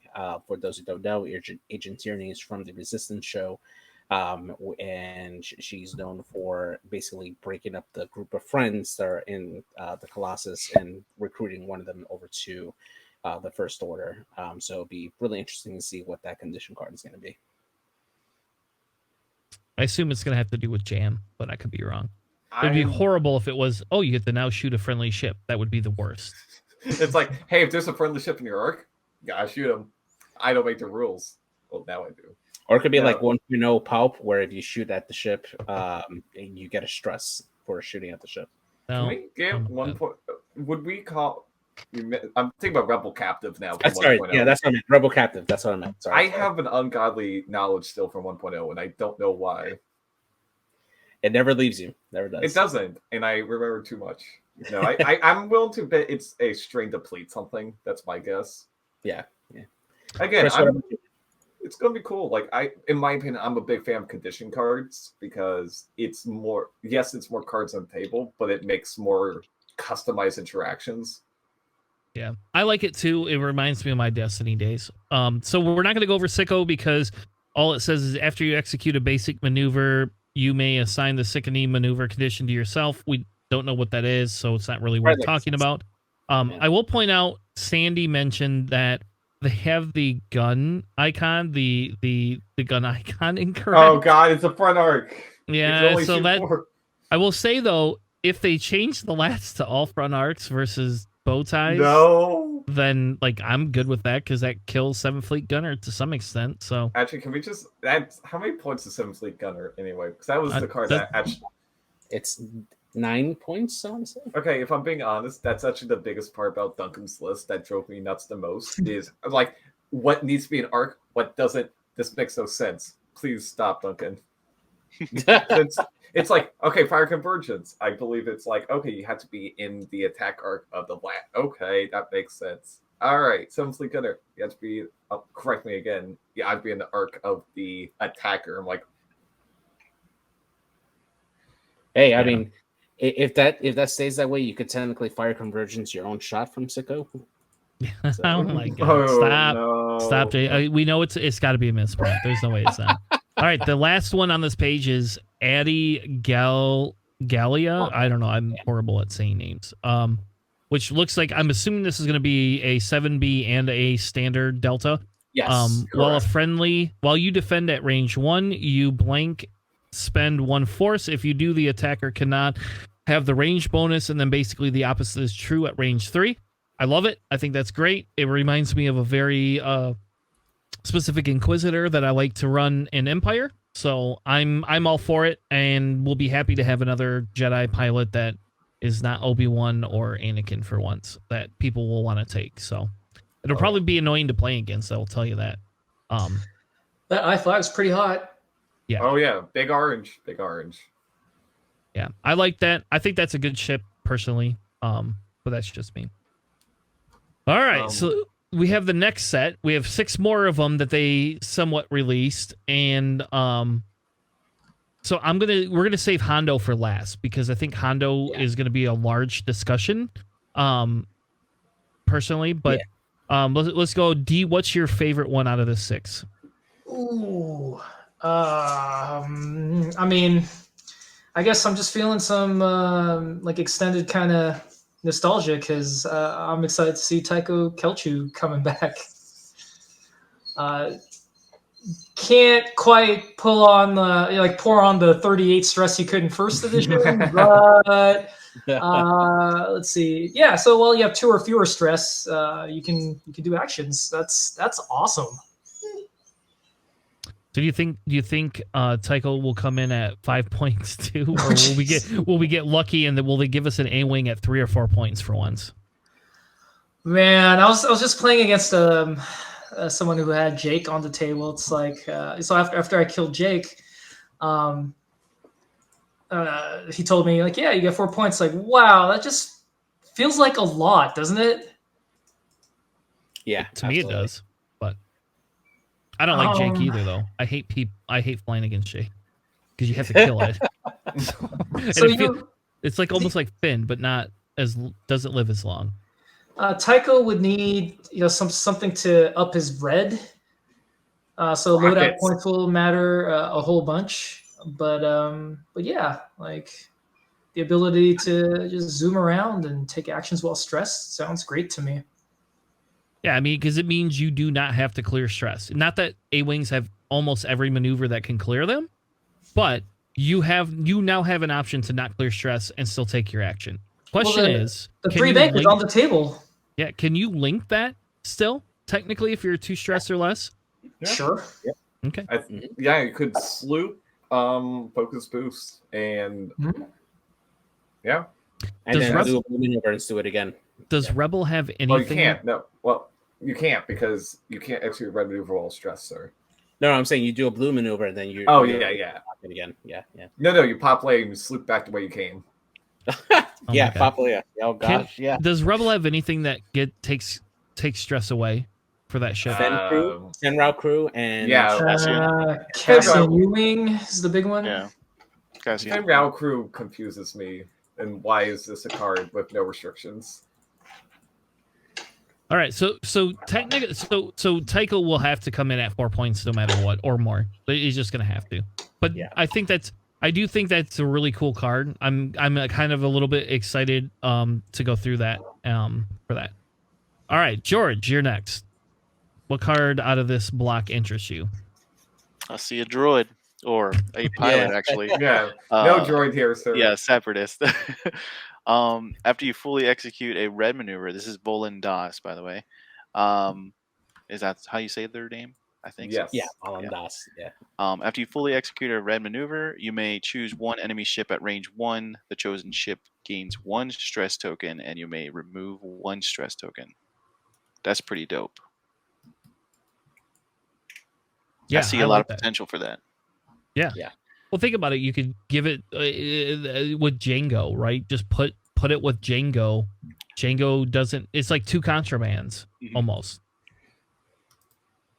Yeah, and since intercept boosters are free, you can essentially do a 5 straight into a 5K turn 1, and if somebody gets too aggressive, you end up right behind them and strain them. Feels good. That's hilarious. 100%. All right, we 100%. That will be the first ship I put on the board. Actually, I feel like printing that card and proxying that card tomorrow for my league or for my. How many locals. points are you putting it at? Yeah, how 100 much? points. 4. That's a 4-pointer. Come on, has to be. Well, I don't know. It But it's depends. I5, so that's my hesitation. Yeah, that's- and it has a focus instead of a calculate. I'm going to guess. 4. It's 4 It points. has to be. It has All to right.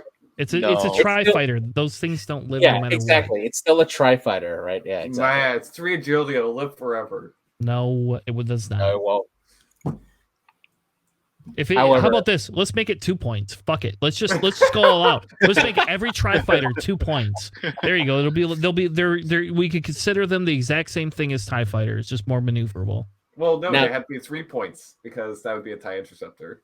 now, George and Chris, you guys play CIS the most. Would you consider rolling Volan along with 2 other tri-fighters on the list? Yes. If at 4 points, yes. Actually. That's Yeah. fair. Why not? You know what would be, how about this? Here, let me give you a theory. Give me my protectorates in the rogue class at 4 points. And I'll run 2 protectorates and 3 tri-fighters. Nice. 100% all day long. What does this? Sounds good. Then you're just forcing your opponent to kill your protectorates, Yes. pretty Yeah, much, exactly, before they yeah. get even touch your tri-fighters. Yes. Gotcha. Good you- saving. Love it. So George, just so you know, I've been playing around with a protectorate list, and then I got Crispy involved because Crispy's like the master of crazy effed up lists. Mhm. So You say that. Have you ever been on a call with Rathos? no, No, I- That man has concocted some crazy stuff I've seen. I need to Well- see these 2 fight. if you want to get them on a call, well, I would be happy to talk protectorates because if they ever lower protectorates to 4 points, they will be an auto include for me at this point. Like I love the protectorate so much. Like I really do. Like You're it's talking about fun. the Magma Guard ones from Yeah. Yes. the I'll fact be right that. Are you? Yeah, I can see why. I'm assuming this goes with Grievous or No. Django. No. No, well, yes, you can run them with at 5 points. It's really hard to run them with Django, but okay. The original list that started this whole discussion was 2 protectorates, an HMP, so that puts you at 15 points, and then a bomber and a droid. Or you could have 2 droids if you want to have Doofus. And the idea is you protect the HMP. You put shield upgrades, synced laser cannons. The thing they're susceptible to is is like alpha strikes. But you don't have to run all these things in a block because your HMP can side slip and the 2 protectorates can still be in arcs. And you get the extra dice. You put Kraken on the HMP. And so you run a G-Notion prototype, you put Kraken on it, and I've now got a droid or a HMP that holds calculates. It's like I have only lost 1 game with it, but anything that's like some sort of alpha strikey or the stupid trick shot shattering shot, like it's just everything dies at that point. Like, and I don't care. I know D, you say people don't you shouldn't lose to that, but I'm telling you, with 6 effing obstacles, it's very hard when you just stick a Luke in the center to say, there's going to be 1 ship in that bloody arc somehow, because Luke is very maneuverable. It happens. And a 6 dice proton torpedo, for fuck's sake, will eliminate a droid with What? 3 agility in 1 turn. No questions asked. Even if they're not on a rock. They don't even have to be on a rock. I don't even put the droids on rocks anymore. Except for, well, I do a little bit, but in that case I wouldn't. But Yeah. but Anyway, now we're down this rabbit hole of protectorate droids, and that didn't like if Scout, if you want, I could show you the list. We could play around with it. We also have another list with Grievous, but Grievous does not get that. It's the HMP that gets it. It's the HMP that holds the calculates. Very interesting. I don't play the faction, but I always have to see some crazy list. It's wonderful. It's beauty. They just need to go down to 4 points so that I can have a little bit more room. So 4 points and maybe 10 loadout. Sure.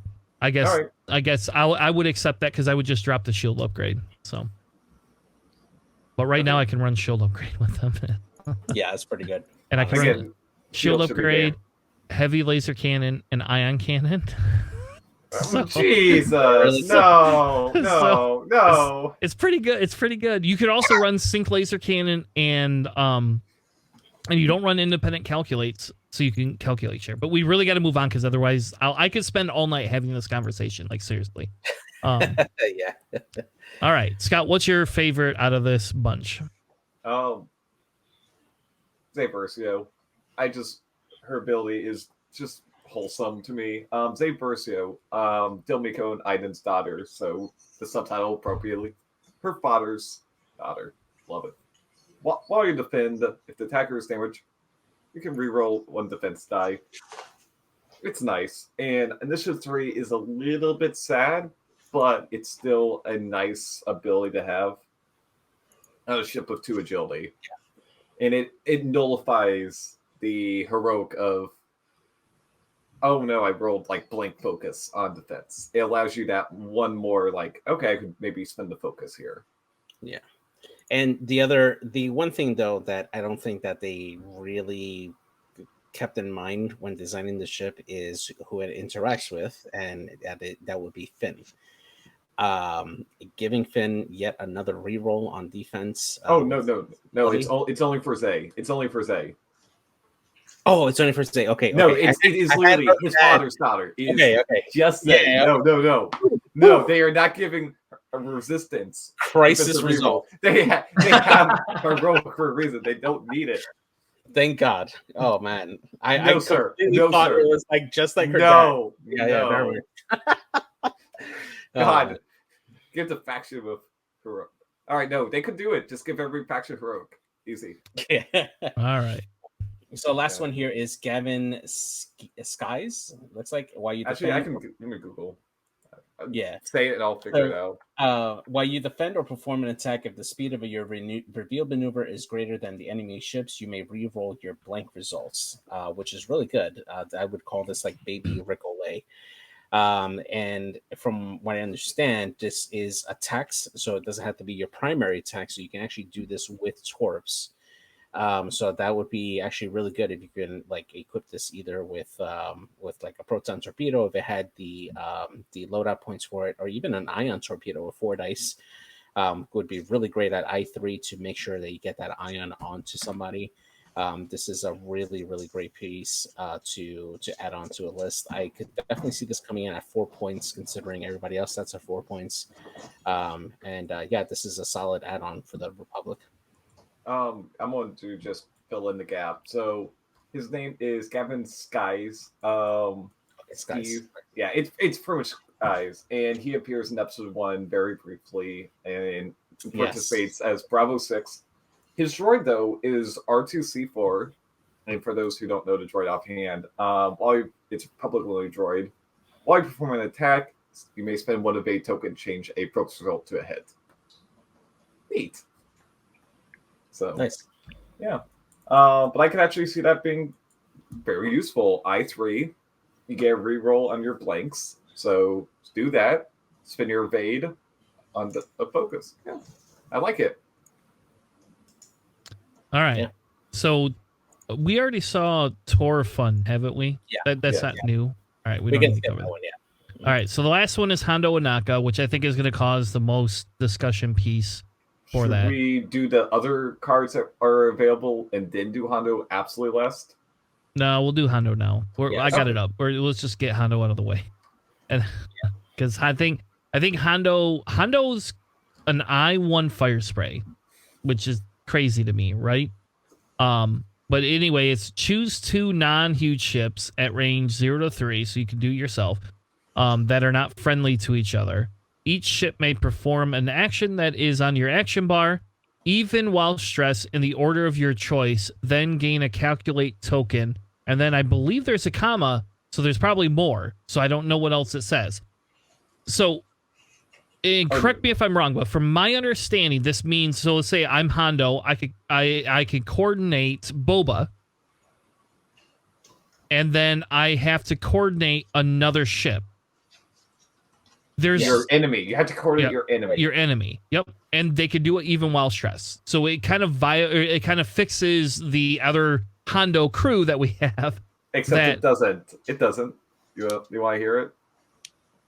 It doesn't. You want to hear why? Of course, yes. Yeah. Think about it like this. It says on your action bar. You have a red reinforce on your action bar. I'm assuming you will have to do a red reinforce on the ship you choose on your enemy side. What happens if you choose a ship that is already stressed or wants to clear that maneuver or wants to do a 4K? I can see this being very abusive. Well, remember when you're granting the coordinate action, the owner of that ship chooses the action for that particular ship. So do you wait? They would have to willfully take that red coordinate in order for them to get double stressed. Wait 1 sec. It doesn't say coordinate. It doesn't say coordinate. It says each ship may perform an action that is on your action bar. It doesn't say that the So if it's the owner of that ship is the one deciding what the is it, but it doesn't. Is it by default the owner of the ship, even if it's not specified? Well, because that chosen ship is performing the action. Okay, I just want. Okay, yeah. I could also just see the Hondo just take a target lock calculate. Also, that's not common. I think that's just straight up period. So the action that they take, is it on Hondo's bar or is it going to be on the ship's bar? It's on. I think it's on Hondo's bar. Hondo's. The you or your refers to Hondo very specifically. Okay. Yeah. So which that still could be pretty good, right? Like if you aren't stressed and you're a wing and you just coordinate, or you just say, "Hey, I'm Hondo and I'm going to do this," and the A-wing goes, "Oh, I would like a reinforced." Okay, well, I'm going to clear the stress. It's kind of bonkers. If you use this, any ship can boost. But no, then what's the difference between that and my idea of the reinforce? Never. I'm blah. So the other part of it too is other crews or upgrades that add on to your action bar. So the true. Debris Gambit. Debris Gambit. But no, the white reload on Andrasta, if you have like an M3A with like a proton torpedo that needs to reload, or a Y-wing with a procket that needs to reload it. They all have reload. Well, I'm talking about the Y-wing. Red reloads though. Yeah, red reloads. Well, okay, how does that work then? If it would still be whatever would be on the fire spray or Hondo's pilot bar or action bar. Okay. It would be a white reload action. Yeah. Okay. Interesting. The fact that Hondo just gets a calculate after it is just okay. So also this works on Hondo himself, so he's like, okay, I'll just either target like calculate or focus calculate. I'm like, okay. Yeah. Absolutely. I think it is really good. I think it's good they have them at I-1 because it allows for the jam action to still happen, right? So like if going at I-1 at least, like again, for example, Kylo can still come in and jam. Any Whisper can come in and jam. You could have a little BB-8 or a stupid fin pod that could come in and jam. So I still think it's still a little bit more fair. I still think it's a little crazy you get to calculate as well because it's like a free force token that you get every time you use it. And I think that's pretty good. And I'm almost going to say, like, I feel bad because I almost feel like this has to cost 9 points. Like, I know you're giving like an action to somebody else, but like, I mean, that ability seems pretty good, to be honest with you. How many upgrade points? So I agree. I actually feel like Hondo shouldn't get a crew. That's my default gut reaction. Is no crew, and if I really want to be spicy, no crew, no title slot. I want him to be 7 with very few loadout points. Same. Well, keep in mind too that he's doing this at I1, so like, basically he's gonna go first, right? Like, so he moves, does his action. You're basically giving your opponent. Also, good point on chat. He said you can also choose yourself because it says Yep. 0 to 3. Is the number. So like you can give yourself whatever you want and then gain a calculate token afterwards anyways, which is nice. But then the ship that you are also choosing has free reign for the rest of the turn. Whenever it's their turn to go, it's like they can do whatever they want. The boost is going to be so interesting. Yeah. I mean, unless you park Hondo right in front of them, and then they can't boost anywhere. So. That's really good though, right? I1, just jam him up in there. He can the medium base going to clog up a lot of space. That's Yeah. true. I really love this. Very thematic. The thing I got most excited about when I saw Hondo was this might be my like permanent Aces High ship. Oh my gosh! Yeah, You mentioned it on your podcast, and I'm like, oh, yeah. Suddenly he turns Aces High into a game of diplomacy. Like, all right, who wants actions? Everyone's not friendly to each other. Like, can we get another round of diplomacy? I think that was last year when you guys did that in the Facebook group. It was amazing. I want to get that going. that's great. I love it. Wait, can we have a team Aces High tournament? No. Why not? All right, they call it GSP called it duos. There you go. That's what it is, but it's not. Yeah, Aces there you High. go. Duos. Yeah. And I will tell you, duels was fun when we went to Adepticon. Especially because every round I got to play with a different person. I got to play with what's the guy's name from Europe that came over? That everybody says his name wrong, and I didn't actually know what his real name was. God, I can't remember. Who was over? Dale was over, right? Yes, Dale. Cromwell? Yes, because everybody called him David on one of those streams. Davido! Yeah, that We're dude. talking about Cromwell? Yeah, that dude is awesome. I had so much fun playing with that guy. Like, I'm dead serious. Like, that was like, we got paired together in like the second or third round. And like, he was like, here, let me explain to you how all these lists and what we're going to do. And he's like, we're going to do some crazy shit. And I ran a bunch of droids. I had droids and I don't remember what he ran, but it was hilarious. And like that, if that guy comes back and they ever have a duels event, I will 100% like be like, I want to make sure I get paired with that guy. That guy was fun. So what you're saying is you're going to clue with the judges to make sure it happens. Yes. Gotcha. Yep. We will use this information wisely. I am hoping to make it to He is in my top 3 favorite players of all time. Ooh, who are the other two? I'll just leave it a deal. All right, let's move on so we don't get D in any more trouble. So the next ones, they don't give us a bunch of stuff. So Tycho, we've already seen. Corrin, Lando, we can't see anything for. I think that's kind of cool. We're getting Lando in the Falcon, though. We're gonna get Jewel Gerard, which I think we've already seen. Addie, we've already seen. Cornhorn, we've already seen. We see Aurora Singh and George. If the Force icon on there is to be believed. If it's to be believed, if we really truly get a forced fire spray in Separatist. No. She's absolutely No. Jedi Hunter. She's I think it's something you take away a force or something prevent force from wait. So filling she's up a or something. plus, but on a fire spray. I bet she's going to be impacting force and charges. I bet Yeah. she's going to just be like nullifying. She is force sensitive. Yes. I agree. Is she? What? Yes. She was I part. guess, She was a Padawan. Part of the order. Yeah, How she did I was. know? What was that? I don't. Even so, I think it's just going to be one force though. Very weak. Yeah. Give it How to me. did I know that she was okay? I didn't know this. All I right. think it was funny that they actually put her in the same spread as Lando, since Lando's the one that technically took her out. But yeah. Well, today I learned. Cool. Okay, so I take that back. And then Dr. Afra. Can we just? Yes. Okay. Can I hold on? Did Dr. Evra ever fly a YV6660? Like, I don't think so. I I got like a Dr. bunch of the Evra, but this is kind comics, of and I don't BS. recall. I know Yeah. she was worse For with Boss, the Archangel. but the Archangel was, I think, permanently Cold destroyed. Fires.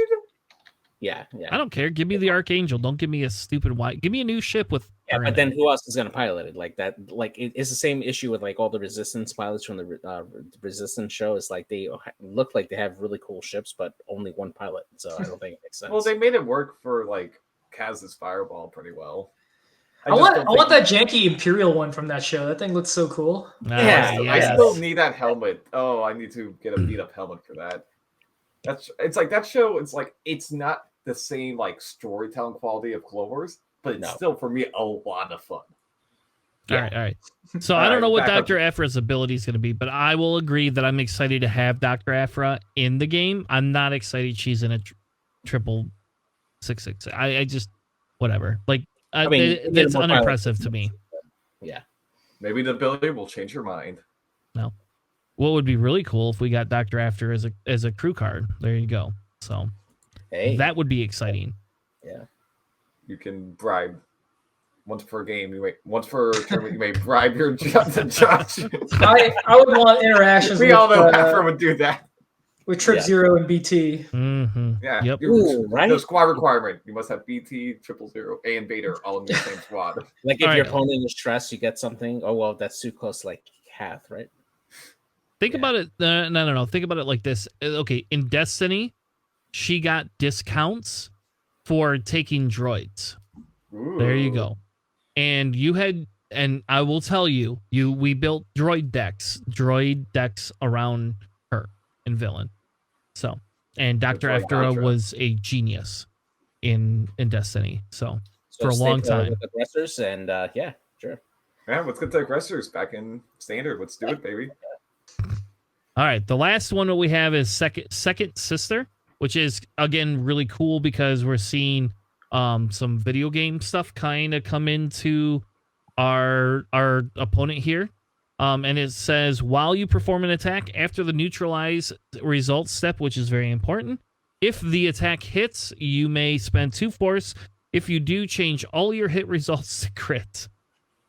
And it's after the neutralize results. So you can wait and you can say, okay, here we go. If anything happens, I no longer have to worry about it. Now, if she has enough load up points and a talent slot to take outmaneuver, I think, like, I don't care about any other upgrade, but outmaneuver, just think about it. Her coming in, outmaneuvering something, they get 1 less agility, and they range 1. It's like a better Grievous. Like, it dies quicker. But I'm so not liking force users having talent slots. I'm definitely a little weary on this one here. I would prefer if they actually don't add a talent slot, because even though outmaneuver definitely would be one of them. Or Predator. Juke. Juke is the one that I'd be worried about. Yeah. It's just a good thing she can't be Commandant Gorand, because otherwise she might be unkillable. True. Like that's a really big deal. Actually, one thought I have for a build is if she has a talent slot in just a very simple build was I like sense of controls on her a lot. Yeah. Just to get around people easy. Get around people, take objectives, have force, that kind of thing. Man, just go elusive brilliant evasion. I'm stuck on that after trying it on Vader. Like just anything to keep these fragile interceptors alive. I don't blame you. I did not even think about that. The elusive and brilliant evasion. Oh God! Wait, extreme maneuvers. Oh yeah, extreme maneuvers. So basically, you don't even use her main ability. She just defensive machine. Right. When I look at her force, I just see defensive mods like crazy, because you can't focus fire her like you can other interceptors. She's the Plo Koon of the Empire, essentially. So sure, I like it. Yeah. I don't know. I really like her ability, though. I think about it with her. Can you run her 5th brother, 7th sister? Like, I would just make it a thematic Inquisitor list. There you go. Actually, that was actually a 2.0 list I played a bunch, which was I call it a force be reckoned with. Vader 5th, 2nd, 5th, 7th. And What, at Scott? that What are time- you doing? Like touching meta squads like that? That was kind of a thing for a while. Wait, what was? Wait, Yeah. wait, was? What was the third? What's the fourth ship in that list then? Oh man, it's been a while. I didn't I'd know have that was. to scrounge up my old notes. All I know is I took in a generic Inquisitor, and I couldn't take any upgrades outside of. I think it was just Fire Control and Vader. So Chris asked, would Malice be good on her? No. Yeah, I- So if you're using just Malice, just that, sure, possibly. But if you're trying to use it in conjunction, it doesn't work because you have to be able to have both of the force Yeah. to affect the ability. Yeah, her pilot ability strikes me as gravy, just a win harder button. Yes. Yeah. It's honestly how I try to play Fifth Brother whenever I play him. Is like, oh, I didn't spend my force. Add it. Well, So- we'll see. Do I you am think points for her? How many points? I'm Is still- she equivalent to Sienna Ray and Gideon Haas. here? You can't cost her at 4. She's got 2 No, powers. no, 5 at the no, least, 5. or at 5 the- to go with the yeah. Inquisitors. 5 to go with the Inquisitors. Okay. And then I will say 5, and my hot take is 12 points to play with. JJ just wants her at 4 so that That's you a lot can of run her points. with a bunch of No, ties. no. If it was 1 force, I would. If it was 4 points, it would have to be 1 force. I am very. It'll be 5 points. I don't think we have to worry about that. Yeah, I'm pretty sure I was it'll be gonna 5 say- points. I mean, for Christ's sake, Yeah. Soon's here is 6 points, right? And not worth 6 points as it is. So Can we please? Yeah, if she Please. came at 4, you could run Please. Grand Inquisitor, Fifth Brother, Seventh Sister, and her in a squad. That would be nuts at 4 points. So yeah, no, she can't. She has to be 5. You can't have that running around on the Empire. what if we give Grand Inquisitor down to 5 points and put them all at 5 points and let me have all 4 of them in a list? I will run it and not be then we will successful see- and not care. We will see the return of Ali Paknell as the champion for Worlds. Oh, we just got to bring back the TIE Phantom. Let's do it, baby. AMG, do it. No. All right. So the last piece is really just kind of the back of the thing. I don't know. I don't know. Is it really even worth covering? I don't know. I Do mean, we want to cover the Enhance. It has some names of some of the pilots that they haven't introduced yet. Dirge is definitely one that I'm really interested to see how they're going to bring into Separatist for what the character that they showed in the early 2003 Clone Wars. And then of course Wes Jansen, which in 1.0 he had a innate hotshot gunner ability, and he shot at the same initiative as Wedge. So that could be another I6 coming up. Wait, were they? The same? Yeah. What? Initiative 8, which was the same as Wedge when it first came out. Hey George, there's something called an iron assembler, a vulture. Like that sounds super cool. It goes Whatever with, it is. It goes with that. Yep. What's his face? Volan Das, who appeared in a single comic. I'm very impressed with this lore dump that they're doing. Oh wait, you lied to us. Wes was 8, which was 9. Hmm. You lied to us. Yeah. But no, I fully believe that Wes will have the same pilot ability as he did in 1.0. Which is after form attack, you may remove a Gross. focus of a blue target lock. I think it will just be like remove any green token or red lock. I mean, it could just be a jam even. Keep it No, simple. no. I think it should just be like this. I think jam would be too much. Yeah. I think it'll just be green tokens. Hot take, it will be green. And the last pilot that I would mention is DT7999, which is Ruckland from Resistance. He is a gunner already for the First Order. I think that in the TIE FO, he will be equivalent to a Jingoist. Like if he gets within a certain range, he'll give you a strain or deplete token before shots are given. That's how we see his ability. All right. What? Go ahead. All right. Some of the highlights I'm noticing is Flight Looter Ubel, who in a deleted scene in Solo, she reprimands Solo for crashing on a trading mission. Very deep cut. The one that I don't know which of you I have to scold later, I need to re-listen to the episode, Erica Quell, the last one. She appears in the Star Wars Alphabet Squadron books, and you guys probably butchered her name, and I was actually kind of upset. Read better, sir. Read better. No. So one thing I see here, I didn't see this before. Poe and the Falcon. Oh wait, this has been spoiled for a while. There's a picture. No, What does like, it say? I can TLDR it. It's literally, hey, you execute maneuver, you can either do a free boost, or you can do even a red barrel. What? With the Falcon. No way. Yeah, let me get the card Yeah. for you. And it's That's charge based. amazing. It's charge based too, so yeah. It is, but it's still the idea of a Falcon barrel rolling makes me giddy, and how silly that is. And of course, first edition. yes. All right, Makes my Long Discord barrel sad. roll.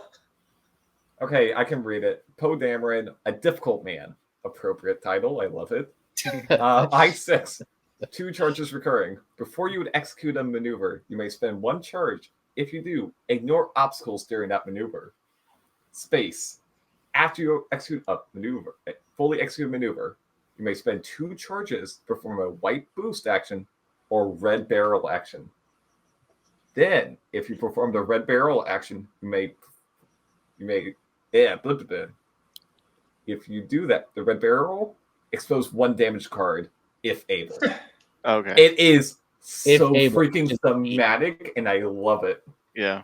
I hate it though because it's I6, but still, Novice. Resistance Falcon's all burned down. It's fine. that's the point. I love it so much. Yeah, that was one of the first cards we saw in the spoils, and I was like, I love it. Yeah. Didn't even know. That's great. I like that card. You gonna switch to resistance now, George? That's what No. I'm hearing. No. You know, I say that, but it's like, Oh, shoot. no. But if he's arc dodging, it won't burn down. Yeah, exactly.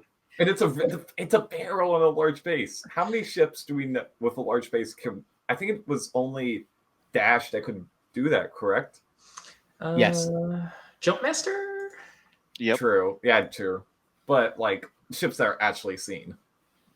You know who should be able to land on obstacles? Only droids. That's it. Nothing No, else. you just ignore it. So you just fly over it. You're just like, I'm too good for this. No, Mining no. guild ties, okay? Leave them alone. They've done All right, nothing. They can have it. Mining Gale Tides are fine. Those are the other ones. They're all droid brains too, so I'm sure. So Boo. No. all right. Anyone have anything else before we wrap up? We've definitely we've done a very long podcast. I don't know. We were supposed to do Andor tonight too, but it's already 11:20. So Yeah, we'll pass that. But thank you to both D-Yoon and to Scout Collins for coming on. You guys are great, and we will love to have you guys on again in the future. Absolutely. all right. Yep. Thank you all for joining us. If you don't know who D is, you could find them at flybetterpodcast.com or on their Discord, wherever you want to, if you want to hear D rants. I didn't know you quit being a judge though, so that's I news to didn't me. like quit. I'm no longer like on the AMG forums answering rules, that kind of thing. Oh, okay. All right. But you want to snag me to help out with your tournament. Like I'll be judging Golden State Games. I wanted to shout them out. World Open qualifier coming up on the West Coast. It's kind of important to me because for so long, like we didn't have any events on the West Coast. Yeah. So if anybody is interested, make sure you go out. D will get by. He will hang out with you, maybe buy you a beer. I won't commit to that because then he's going to bill me for it. I'm gonna get a damn bill. So I don't want to commit that he'll buy you a beer, but it would be awesome if we could make that event really big. And I'm excited. I can't go because my sister's wedding's that weekend. Unfortunately, but I would love to go as well. And I think more events on the East Coast means more time for me to be in the sun versus being in the dark Michigan. So I hate Michigan to some extent. It's very dark here. Winter is coming. It is the season of just drinking. It is. Which you saw me in a picture. I don't need to do any more of drinking than I need to. So more X-Wing is what I say. More X-Wing. Oh yeah. But yes, if you have not signed up for the Golden State, we'll post a link in our description for the episode this week.